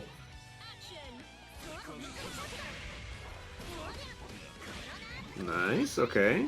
Early start for Drave, that blue beat, adding a little bit of extra damage. Yeah. First tag, great Nice anti-air tag. there from Panda. Finds a knockdown, doll for the Oki. Careful patience there Good from barrier. Drave. Yeah. Oh, Does not there's block the overhead. overhead though. Honestly, it's surprising. Panda's like representing quite a lot of options. And the TRM on the JA. Okay, I see you, man. It's a very difficult situation, right? Like going for air, barrier block OS in the air, especially when you get put into like when you're resetting in the air and the opponent's like instant air dashing after you. Like it's tough to deal with. Mm. But Also, great very good recovery there yeah, from Panda. very good also recognition on the kill range as well. You saw him like very rare to see Relius spend meter just to extend the combo a little bit because he only gets like 1 or 2 extra moves, but that's exactly what he needed to kill. Indeed, it is. Still, there's a good chance there for Drave to make it happen here. I mean, some of these rounds are going really strong, but of course, when he lets Panda get his game plan going, doll is out, you're sandwiched. He keeps repeating the pressure. At some point, he just lets the crush trigger rip to drain you of your barrier gauge, right? Mhm. Not a whole lot of options on the Makoto other than maybe DPing out. To be fair, I think if you are doing stuff involving crush trigger, unless you're spending 50 on Bios, you are taking a risk of sorts somewhere. I suppose. Okay, nice IBs, opening up for a clean punish there. Doll is ready. Okay, this time going for the no tech. Doesn't want to be put in that same situation. Nice. Alright, Slow nice stagger daggers. Okay, finds a low. Oh, jump back. Try to set Yeah, up good. for an overhead, but unfortunately the situation doesn't quite add up. Yeah, he wanted to use the 2-8 to lock him down, but Panda actually got hit mid backdash, so he actually was able to tech in the air. Avoid it completely. Yeah, now we see Drave trying to force his way in there, but the doll is constantly sending away. This time, doll is dead, so there's a good shot to make something happen. Uses RC off of the shooting star to force his way in. Another overhead, and this time he confirms it. All right. You know, he takes advantage of the fact that the doll is down, but now doll is back, so, you know, lead late instantly shown. We see OD, Bios, lock him down. The CA, he tried. I think that was supposed to be DP, but he got 6C instead. Yeah, just DP every hit to like forcing the clash constantly. I think Makoto can just clash once and then clash cancel the JA and then fly away. That would be Certain DPs you have to keep clash canceling into DPs because you're grounded or you're too close to the ground. Or like you're considered grounded, but her clash might be on the airborne frames. That would But be she has an air DP, so she can still do it, I think. Yeah, just keep like rising her way out and then go for the clash cancel to something safe. Yeah, just don't do one too many DPs then, you know, and whiff one. True. Do pay attention to the timings. Good blocks, nice on the overhead, but unfortunately gave up the turn kind of, and Panda immediately pressing, so that was a bit unfortunate. Goes into the Virum. Yeah, Venom just to preserve the dog gauge, usually unsummon and pick up after, but he seems to have dropped it. And Wife is gone again. Quite honestly, I want to say uncharacteristic for Panda to be losing Wife this often. I think he's just confident in his own blocking game. I say that as he gets opened by an overhead, but still, like, look at the life difference and how often he's able to just, like, expend Doll completely for crush trigger setups. And oh my goodness, the OD timing. You said he was confident in his defense, and I think he's showing it. Yeah, it's the call out, maximum damage. I don't think it's going to kill, but there's the dual BIOS, and this is the OD version. So it's going to be doing all that extra damage. And Panda, one game away for a run back against Nessica in Grand Finals.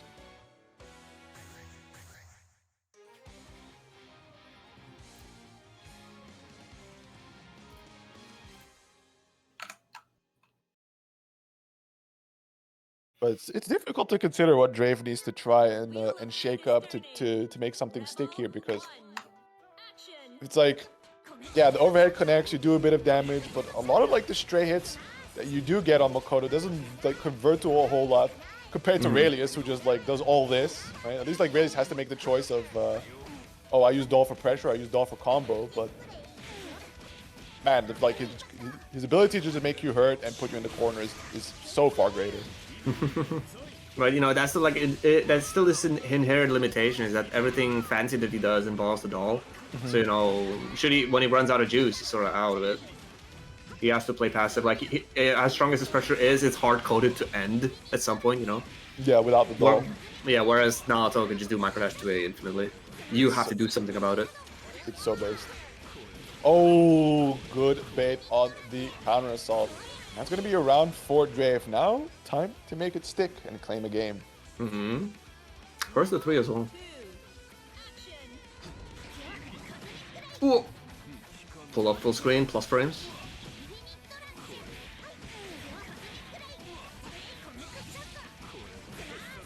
Or Bender. Oh, what? He messed up the microdash orb. Got the 6A instead. Yeah, but the fact that he just like run under, send Wife the other way, push him in, sliding into the corner. Pick up, yes sir. Not too much damage because he's a DP starter, but still pretty good. Tries to go for the late air dash. Okay, good patience. Oh, 2C barely whiffs, but the doll is always there to cover. Okay, just whiffing a bunch of normals in your face, and finally lets the DP rock. He's that final hit to just close it out. Woo, There's baby. the burst. We jump over. That's safe jump. Oh! Oh, barely doesn't put it Clash back. cancel! Look at the clash, he did it! Get back in there. Wife is gone. No meat or nothing. Solo Relius, you gotta go in now. Yeah, and we see Panda just backing away. And oh no, that's a big fatal starter. Does Drave burst here, or does he hold out until next round? Well, I guess without the Wife, he doesn't do a whole lot of damage. Oh, he took the final hit. What are we doing? No! It didn't do enough damage, and the Wife is there for revenge. As we go into set point 4, Panda. Alright, Drave, you gotta lock in. I know that round was painful, but you gotta bounce back. You gotta do it. Good blocks. Fuzzy. Fuzzy wuzzies. Your defense can only be so good. Until they literally use cheats to beat you. Okay, but finally finds an opening to get out, but at what cost? So much health drained in the process, and immediately Sir Panda finds the next hit, is on active flow, is generating that burst gauge back, is sitting on a good chunk of meter. The wife gauge is low, but look at how much health that Drave has to come back from to try and secure this his first win in the set. I mean, he's done it before today. It's true. Burst is used. Oh my god. See? But not quite. Look at this in despair, Chrono. He pressed 6A 3 times and he lost. Yeah, what even happened to that last one? I think just like Radix was out of range. Yeah, he just whiffed. He just whiffed, man. It's painful out here, but that's going to be it for Drave, making it into a very, very respectable third place. I mean, I'll be honest, he killed everyone but the like, you know, the two people that were like the favorites to take all of it. And honestly, that's a pretty good showing right before his flight to Frosty's. Obviously, I just wish him jet lag be graceful. I want him to show some results. We'll see. Absolutely. Looking forward to that stream and of course this performance there. So good luck to Drave on that as we'll be heading in to our grand finals. A run back between Nessica and Sir Panda. We're seeing Nessica just float around on what to play. He already showed his hand with the Ragna. Is it gonna show any other protagonist? Bullet hover? Ooh. Bullet? Oh, Tiger. Just keep it classic, keep it honest, keep it on the mains. It is going to be Iron Tiger, Nessica versus Raelius, Sir Panda, Grand Finals. Sir Panda, of course, coming from the loser's side, meaning that it's going to have to be a 2-set back-to-back win in order to take the tournament. Whereas Nessica only needs that one. Yeah, and of course, the lion's share of that bag. Yeah, and even though, funnily enough, we did say this is like Tager's worst matchup, Nessica's still very confident in it with his main. I mean, I saw Nessica play the Grand Finals into, was it Liam the Angry?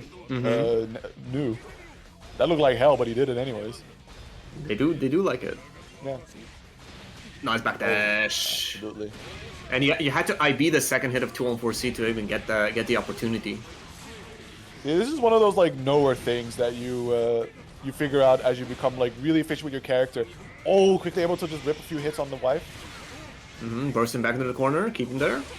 Sparkle, pick up. And it trades in his favor. A little too far away for the sledge to get the full pickup, but still just staring him down menacingly in the corner. Nice. With the RC, that's an easy kill. Damn. From a 5-8 JA pickup. 3k. Alright. 3k, chill. Crazy work, but it's alright. What can I say? Power science. True. Science and Ars Magic. Dunk. Was the okay? No, you cannot roll. Maybe it's character specific, but yeah, it looks like that is not a free roll. It does suck. I mean, getting a few more hits off of that barrier. I think that's one of the risks you have to be careful as a character that like has a lot of recovery in the air from doing specials or certain normals, that you don't accidentally get kidnapped by Taker. Alright, gets hit in the air. Not too much damage from the side of Nessica, and so for the side of Panda, Nessica got a side switch. Yeah, try to squeeze in a 2C there, but unfortunately that move has quite a bit of startup. So Panda doing a lot of spending a lot of time trying to run the doll meter, but I think Nessica's not going to give him the chance to. Okay, one last shot here. Tried to optimize it with that CT, but not quite enough. Active flow didn't save it either. Magnetism applied. Honestly, if Panda just plays it clean, he's fine. Uh-oh, dole out. Alright, you gotta clutch up. You gotta win this next interaction. Oh! Oh my god! He even RC'd it just to be sure, but the time to landing was a little too long in the end. Did he burn his double jump? He did to try jump over, and then he got like blocked the JC. Nessica I beat it, so he's like, oh shit, I gotta RC this to make sure that like yeah. I have enough time to land, but nope. Probably try to do like a fall in JB or like JA or something. Didn't become active and got scooped out of the air. Or Nessica was already invuln, because you know he IB'd it, he made some extra space. But yeah. He made extra space. I think he tried to like convert into standing pressure, but 1 to 3 frames before invuln kicks in. Very fun. Yeah, it's one of those things like it's just like you need to lob out how your character interacts with Tigger. It's real. Oh, there we go. Good opener there for Panda. No, 3k is nice, but it doesn't look like a Delta scratch on Tager because his character has so much health. Chasing down, dual bios comes out. Can we jump over? Not really. We are Tager at the end of the day. Yeah, tries to clash cancel into the 360, but you know Panda one step ahead, puts himself airborne, throw invuln. I wonder how that works because I know, like, during dual bios, right, Doll becomes, like, Wife has a, what's that, a collision box, right? So you can't run past her. So I don't think Tager can also pull you through her, unless, like, a certain hitbox interaction just teleports you into his hands. Who knows? I mean, if it didn't work, Nesca would not be going for it. This is true. Oh my god, that 2C hitting from behind. Really awkward position. Goes for the CA. RC into the mix. Yeah. Yeah, that's nasty because last hit is on the overhead, but he RCs it, so it's like you're in a guessing game. Last is an overhead. You can also just throw out wedge. That's evil. RC 360 is like, okay. Alright, delays the BOS to make sure it's meaty. Oh, got hit grounded. So you have to block this mix. Oh, he's through it. No, you're minus. You're minus. Yep. You're minus, and I don't think Tager has the greatest normals to challenge with. But he does have the greatest health. He survives. True, but chip damage will seal the deal. So 1 round there for Sir Panda. But can he tie up the score? It's going to be the big question of the day.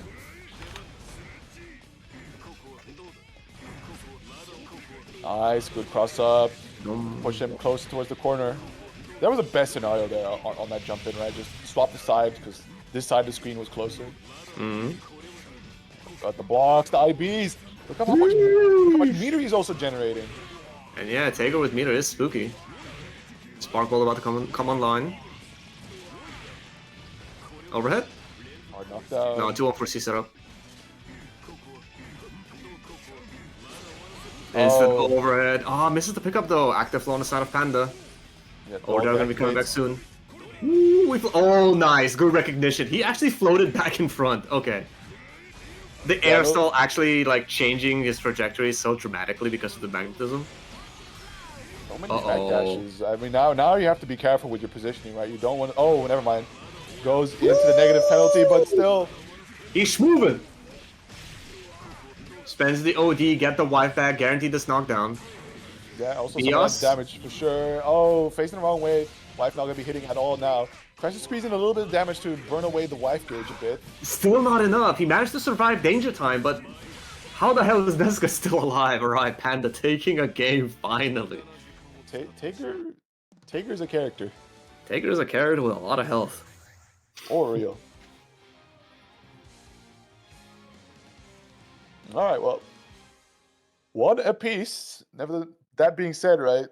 A reminder that Panda does have to win this set and the next. So it is going to be a lot of games for him to try and get to win this tournament. Oh, take that. Using the full time to take it as well. Yeah, you can tell that just means like that was a reaction. He wasn't like OSing or anything. It was like whoa, whoa, oh, purple, okay. Yeah, where's my throw tech button? Oh my god. Oh my god. Good recognition on the 360 animation. Yeah, absolutely. I think he's also seen the situation before where he saw Jessica hold the 360 on OD activation. Right. Jessica tried to get hit in the air, airborne by the BIOS, but actually had too much invuln, so he recovered. Yeah, I think the gap through the sequence was also rough. What a lead lay. Danger time again. Okay, gets the command grab. Nesca's a little bit stacked. Oh my god, that's a lot of damage that he got out. Slowly waiting for Wife to come back now. Now there's also, I think, no penalty for him to just back away constantly. But as soon as he gets in, Nesca is ready to challenge. Gets that J, times him out with a Crimson Punish. Good jump on the normal throw, Venom. That's gonna connect, side switch. This should be enough. Drill. Oh my god. I think, okay, there was like one more hit to spare, but my goodness, Panda. Clean work there. I think I like the idea of Panda going for constant backdashing, right? We see the negative warning, we see the negative penalty when he loses the barrier gauge, but what good is barrier gauge when you get command thrown anyways? I mean, you know, the 720 is gonna do 60% instead of 50%. Yeah, but he's full screen. How can he 720? It's Nesca, he'll find a way. True. And again, like, you know, Panda is just expending all of his resources just to get the pressure to keep the pressure going, and now he's paying for it. Yeah. Tries to OD through it a bit too slow with it. Yeah, but still able to charge some of the wife back. As soon as she comes out, immediately pressed away by... Oh my god. Look at the air Tager. Okay, magnetism expired. Reapplied. Reapplied. Oh.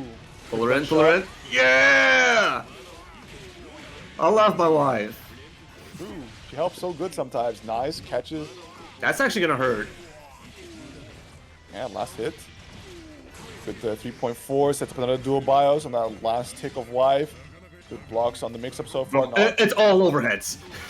And he blocked it all. I think he was also swapping. He wasn't just constantly reading like he was going to go for the overhead only. Yeah, great jump over the spark, but unfortunately no wife to be able to get the pickup. Tries to run under. Yeah, he does. Gets out free. Negative warning again. Wife is dead, and oh, this is going to be quite the starter. Enough to go into the follow-up Super 1 OD. Yes, get that wall bounce. Boom. Okay, was expecting a burst. Good recognition from Panda. Okay, he's going up. Yeah, taking the lead here. Of course, he's still in loser side, but you know, looking good, looking good.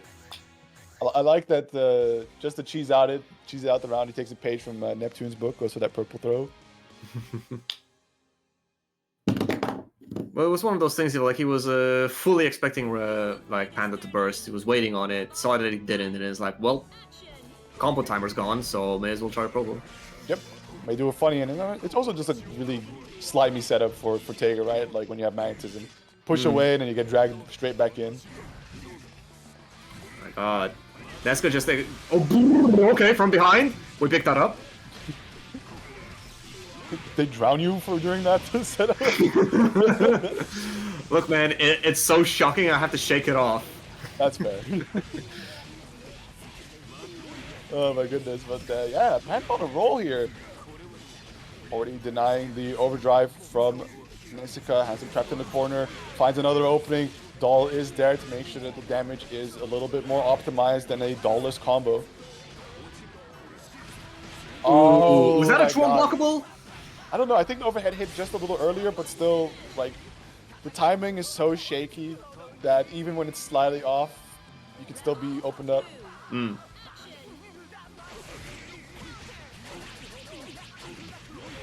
Okay, nice. Not too much damage, but the knockdown is what matters. Absolutely. Getting the doll out as well. Going for a nice little route here. Doll-less loops, opting to back away, right? Try to keep it a little burst safe. Finds the next jump in. Life meter running out. Still just barely. I'm surprised he didn't do Bios. Okay. I think the Bios wouldn't have killed. Oh, the burst save.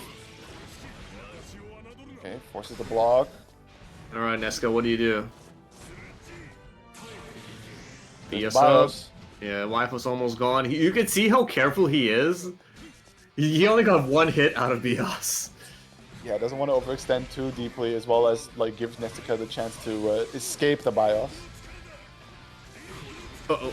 Magnetism is getting reapplied. And he gets scooped out the air! Alright, tactical burst. Yeah, just want to stay full screen, send the BIOS in, and it clashes! Oh, and he gets the full combo too. And the overhead reset. Oh no! Okay, misses the 6B. Man. What are the odds there that, like, you know, you have the setup, you're like, okay, I'm going to checkmate this guy when he tries to jump, and it clashes of all things. Reminds you of Type Lumina. It's like, yo, this guy's in the air. I'm an anti-air clash. Unlucky. But there we go. One final hit of dual BIOS connecting, and that's going to be the 3-1 that Panda needs for the bracket reset. Yes, sir. The shift I thought I was able to go get dinner today. No, hell no. We're in for the long haul. You're eating sawdust, buddy. All right, Panda. Good job resetting the bracket. Now can you just keep it going? Are we going to see the captain swap from Nessico now? We saw how strong the Ragnar was the last time, right? Just a clean 3-0, pushing Panda down into loser side. So is he going to unbench that character as well? Out of wild moment number 68. Burger King foot lettuce. Oh, God. Where's that even from? I've heard that somewhere. It's like the internet meme. Number 15, Burger King foot lettuce. The last thing you want to see in your Burger King burger is some foot fungus. What the fuck? And that's exactly what you get when you go to this Burger King. Okay, you know what? I regret asking. I wish to forget the last 5 seconds of my life. Nope. Oh boy.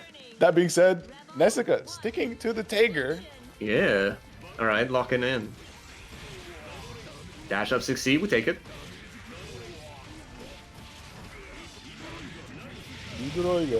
This is interesting. I don't know if it's going to be a mental factor or if he's like, okay, I have gathered satisfactory data, but Panda is just looking at the situation like, oh, word? Just like that? These two have played each other in, like, high stakes tournament settings so many times. So many times. That it's like, I'm sure they know each other like the back of their hands. This is just casuals for them. I imagine such, oh my god, he's just ready with everything. Pushes it back away from the combo with the sauce, man. She was still ready with it. That was tight. Damn, Panda. You cold, bro. Alright, chilling. Look at these footsies. Oh my god, and the trigger pulled from Sir Panda immediately getting in. Playing footsies, one man has like a rapier, the other one has a gun. Is it true?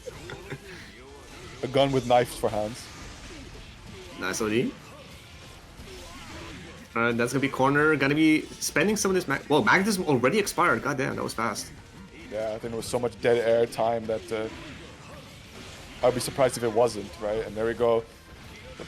No dual BIOS, no... Okay, there's the unsummon. Now just opting to back away, right? We're okay with the negative penalty, as we've seen so far. Yeah, this is interesting, plan from Panda. Maybe because he's in danger state, he knows that Nesca is incentivized to be a bit more aggressive. Oh! So, it's surprising how this, negative schmegative penalty, it's been working out for Panda consistently. It's also just a thing of, okay, so... I agree, Nessica does have to push his advantage now that he can benefit from that bonus damage. Oh no, the Sparkball not quite connecting. Oh, that is actually... Okay, Nessica might have been messing it up. Nessica, Tager straight up can do, what is it, 5k, 6k from a guard break. If you don't, barrier the uncharged crush trigger. Yeah. Yeah, I wonder what that one was going for. It seems to have messed it up twice. Because, with the extra damage, and especially with no barrier from Panda, it was guaranteed. Yeah. Panda, your character locked, sir! Your character locked, not just yet. Yeah, get back over there. Alright, Ragnar time. So, this is indeed what sent Panda down to the loser's side with very, very, very confident showing as well. So, we'll see if that sticks. And we did say before how... Relias is probably Taker's worst matchup. It could just be that it finally caught up to Nessica. He can't just outgap you. Yeah, but also I think what's definitely not going to fly in this matchup is all that negative penalty gaming that the Panda's been doing so far because Taker can't approach you fast enough. Ragnar just runs at you and just presses Jesus kick. Yeah, you do will have to readjust your game plan, but I'm sure Panda's been here once or twice. Good blocks, nice patience, great OD going straight to the 60. I'm surprised only a 2-way punish. I think it could have been a little bit greedy over that. Oh, absolutely. But, better safe than sorry. Cool. Okay, Wife going away, still on the table, so it's going to get that quick recharge. Good jump away from the block, but the run under... Not going to be a whole lot of damage, but still staying right on top of Sir Panda, not letting it get away, and there is the throw. He tried the old CP combo, the Hell's Fang 1 into 5A. Yeah. A little bit too low for that to work, though. Does it still work in CF?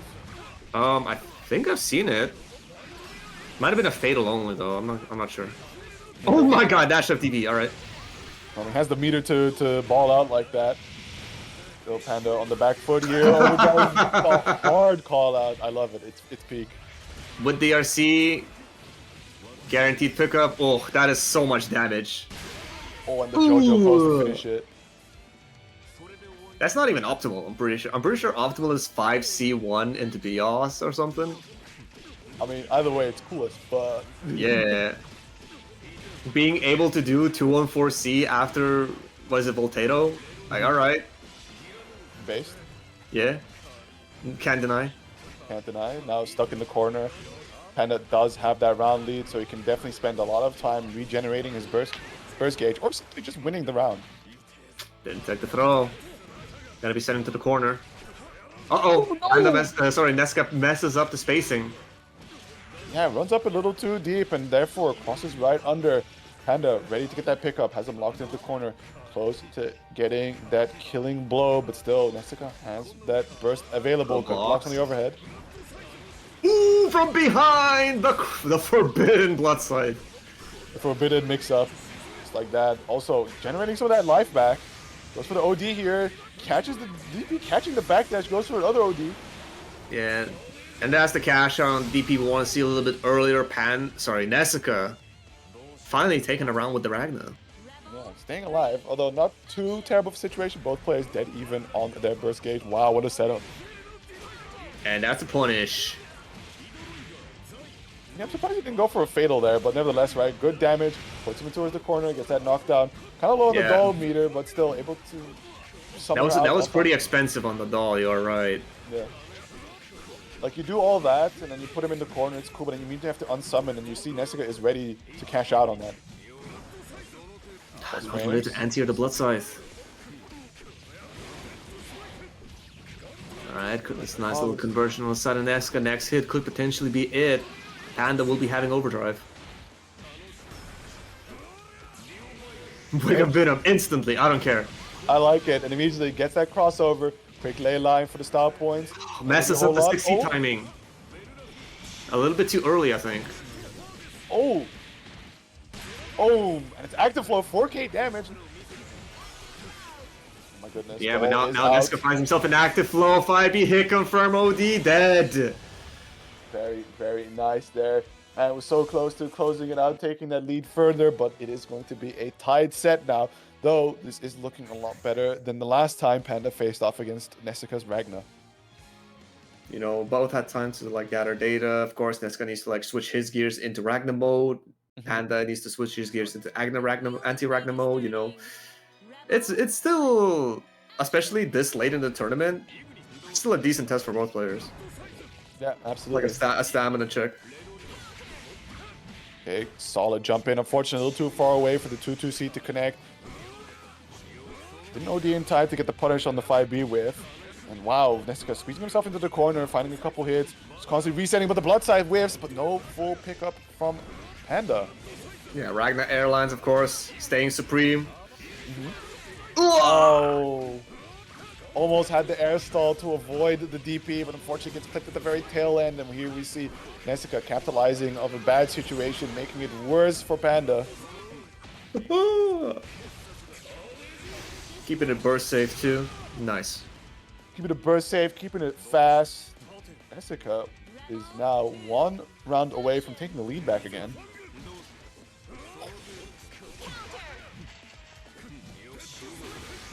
Oh, this is good, and yeah, just opts for the EA. I get that active flow going, I understand. Literally. Yeah, but how do you find the opening? Look at the spacing from Nessica. Just wants to barely avoid getting in that range where Panda can set up his pressure for free. Good jump away from the doll command grab. Oh, and the great timing on the OD. This time the second hit doesn't come out to force him to block.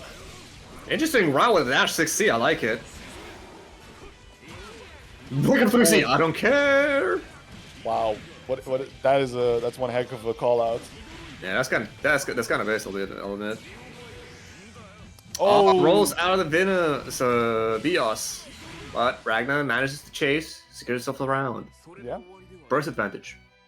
definitely, and also both players now one away from taking the lead there in this set. Playing it safe, good block on the blood side, doesn't quite get that IB in there. Are the TRMs coming once again, rearing their ugly head. Oh, Oh no! On the 5A? Okay.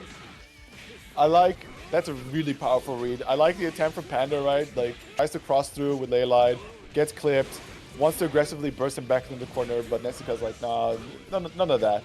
Me take the lead. Yeah, it's one of those like bursts, like, you know, if you bait it, you probably win. Maybe not, because you're still cornered, so you need to like work the way back to the corner. But yeah, Nessica taking the lead in the reset. 100%. So one game away from Nessica to win BBEUO Bi-Weekly number 16, and of course get that fat share of the bag. The wheel of fate is The first year of starting 2025 Yeah, with a big dub like that would be pretty nice, wouldn't it? it would be nice indeed, but can Panda challenge it? Can he test fate? Can he tie up the set and bring it down to a game 5? Only time will tell. He starts off pretty nicely here. Oh, doesn't convert off of the overhead with the doll. Yeah, because the doll I think was still in recovery of the 214C. Wasn't quite ready. It's unfortunate. A lot of early bursts from both sides. Nice, great jump in. Alright, Venom's early just to be able to unsummon. Wow, able to hit that, that's kind of a crazy link. Very height dependent in timing as well. Masterful stuff there from Panda. The staggers though, with the weird timing, it gets opened up overhead. The JA of the gods, god damn it. I love it. Just infinite active frames, sets you up for the perfect TRM setups, and oh, Panda. 1 round lead, and a very simple jab into tick throw, immediately calling out. Did someone say TRM? Somebody talking about TRM? Yo dog, I heard you like TRM, so we put some TRMs in your TRMs.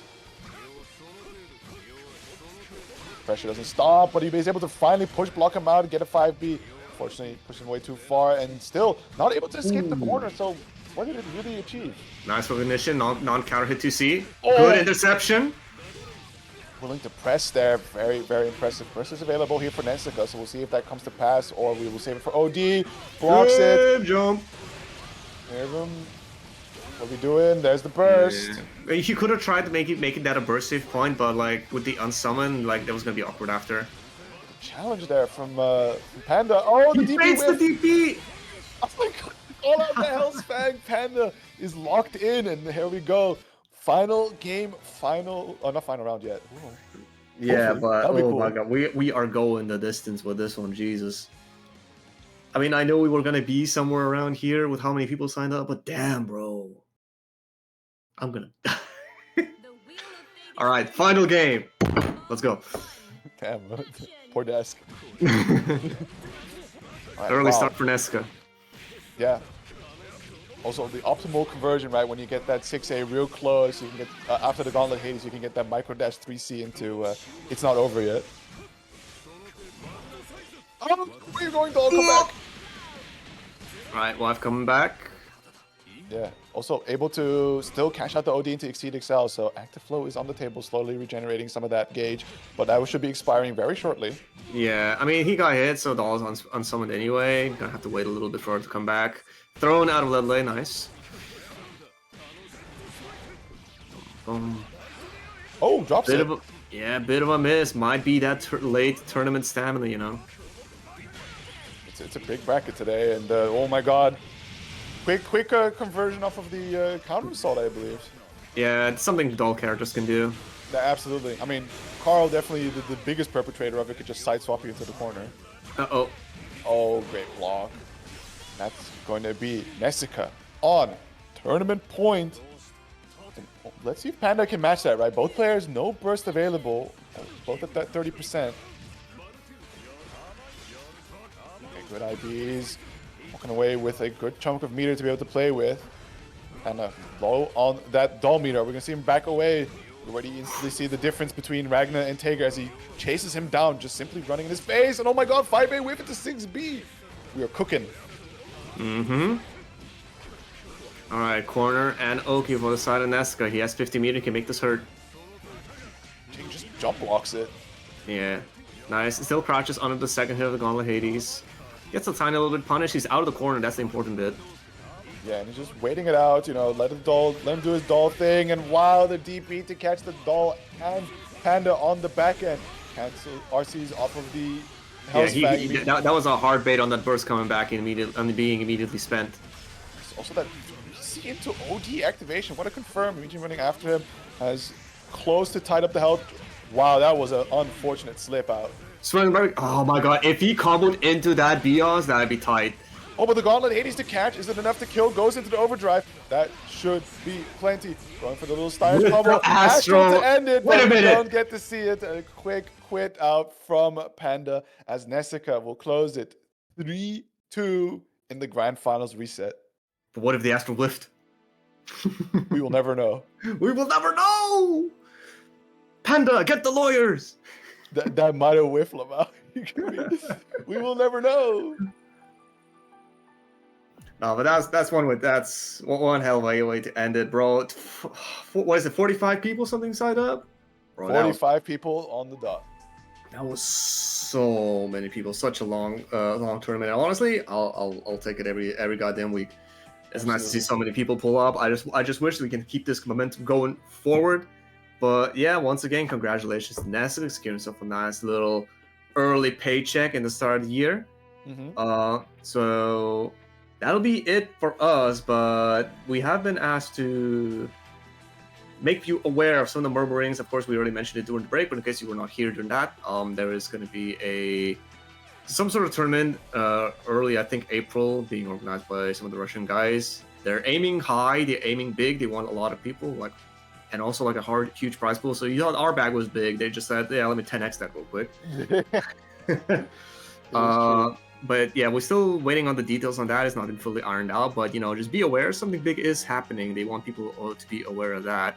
But other than that, all I can say is there's quite a bit of offline action for BlazBlue. It seemed to be having a resurgence. We just heard a bit earlier. Dravis going to Frosty Faustings. There's BlazBlue there. Very nice. Tune in to see. Cheer for our boy. Cheer for our hero. For me, at least personally, in 2 weeks' time, I got outplayed. I'll be there. Euchre will be there. I will be there. You will be there. Drave will be there. Goddamn, everybody will be there. Why are you not there? I think if anything, Outplayed is our EU CF major. Pretty much. It was like the last year, the CF banged so goddamn hard. It was amazing. Oh man, it was one of my highlights being able to commentate that one. But yeah, so yeah, we have Outplayed, and we have a couple of stuff happening soon after that as well, right? You said the German one will not have BB, but there is one that will, right? In Sweden, was it? Head Stomper? I don't know if they will have BB, but I mean, mainly it's the start of the new Arc World Tour season soon. So all the events are announcing. So we're, OTB has announced, Head Stomper has announced. Okay, so Crossover has announced that they're happening. So, gotcha. So just keep an eye out for it. But yeah, it seems like of course, also another big piece of news is that the CEO will have BlazBlue as an official tournament on the main stage. BlazBlue on EVO is going to be on the main stage it's not in Nice. It's going to be in Vegas, right? The EVO one is it's an official EVO side tournament, which means nothing really changed.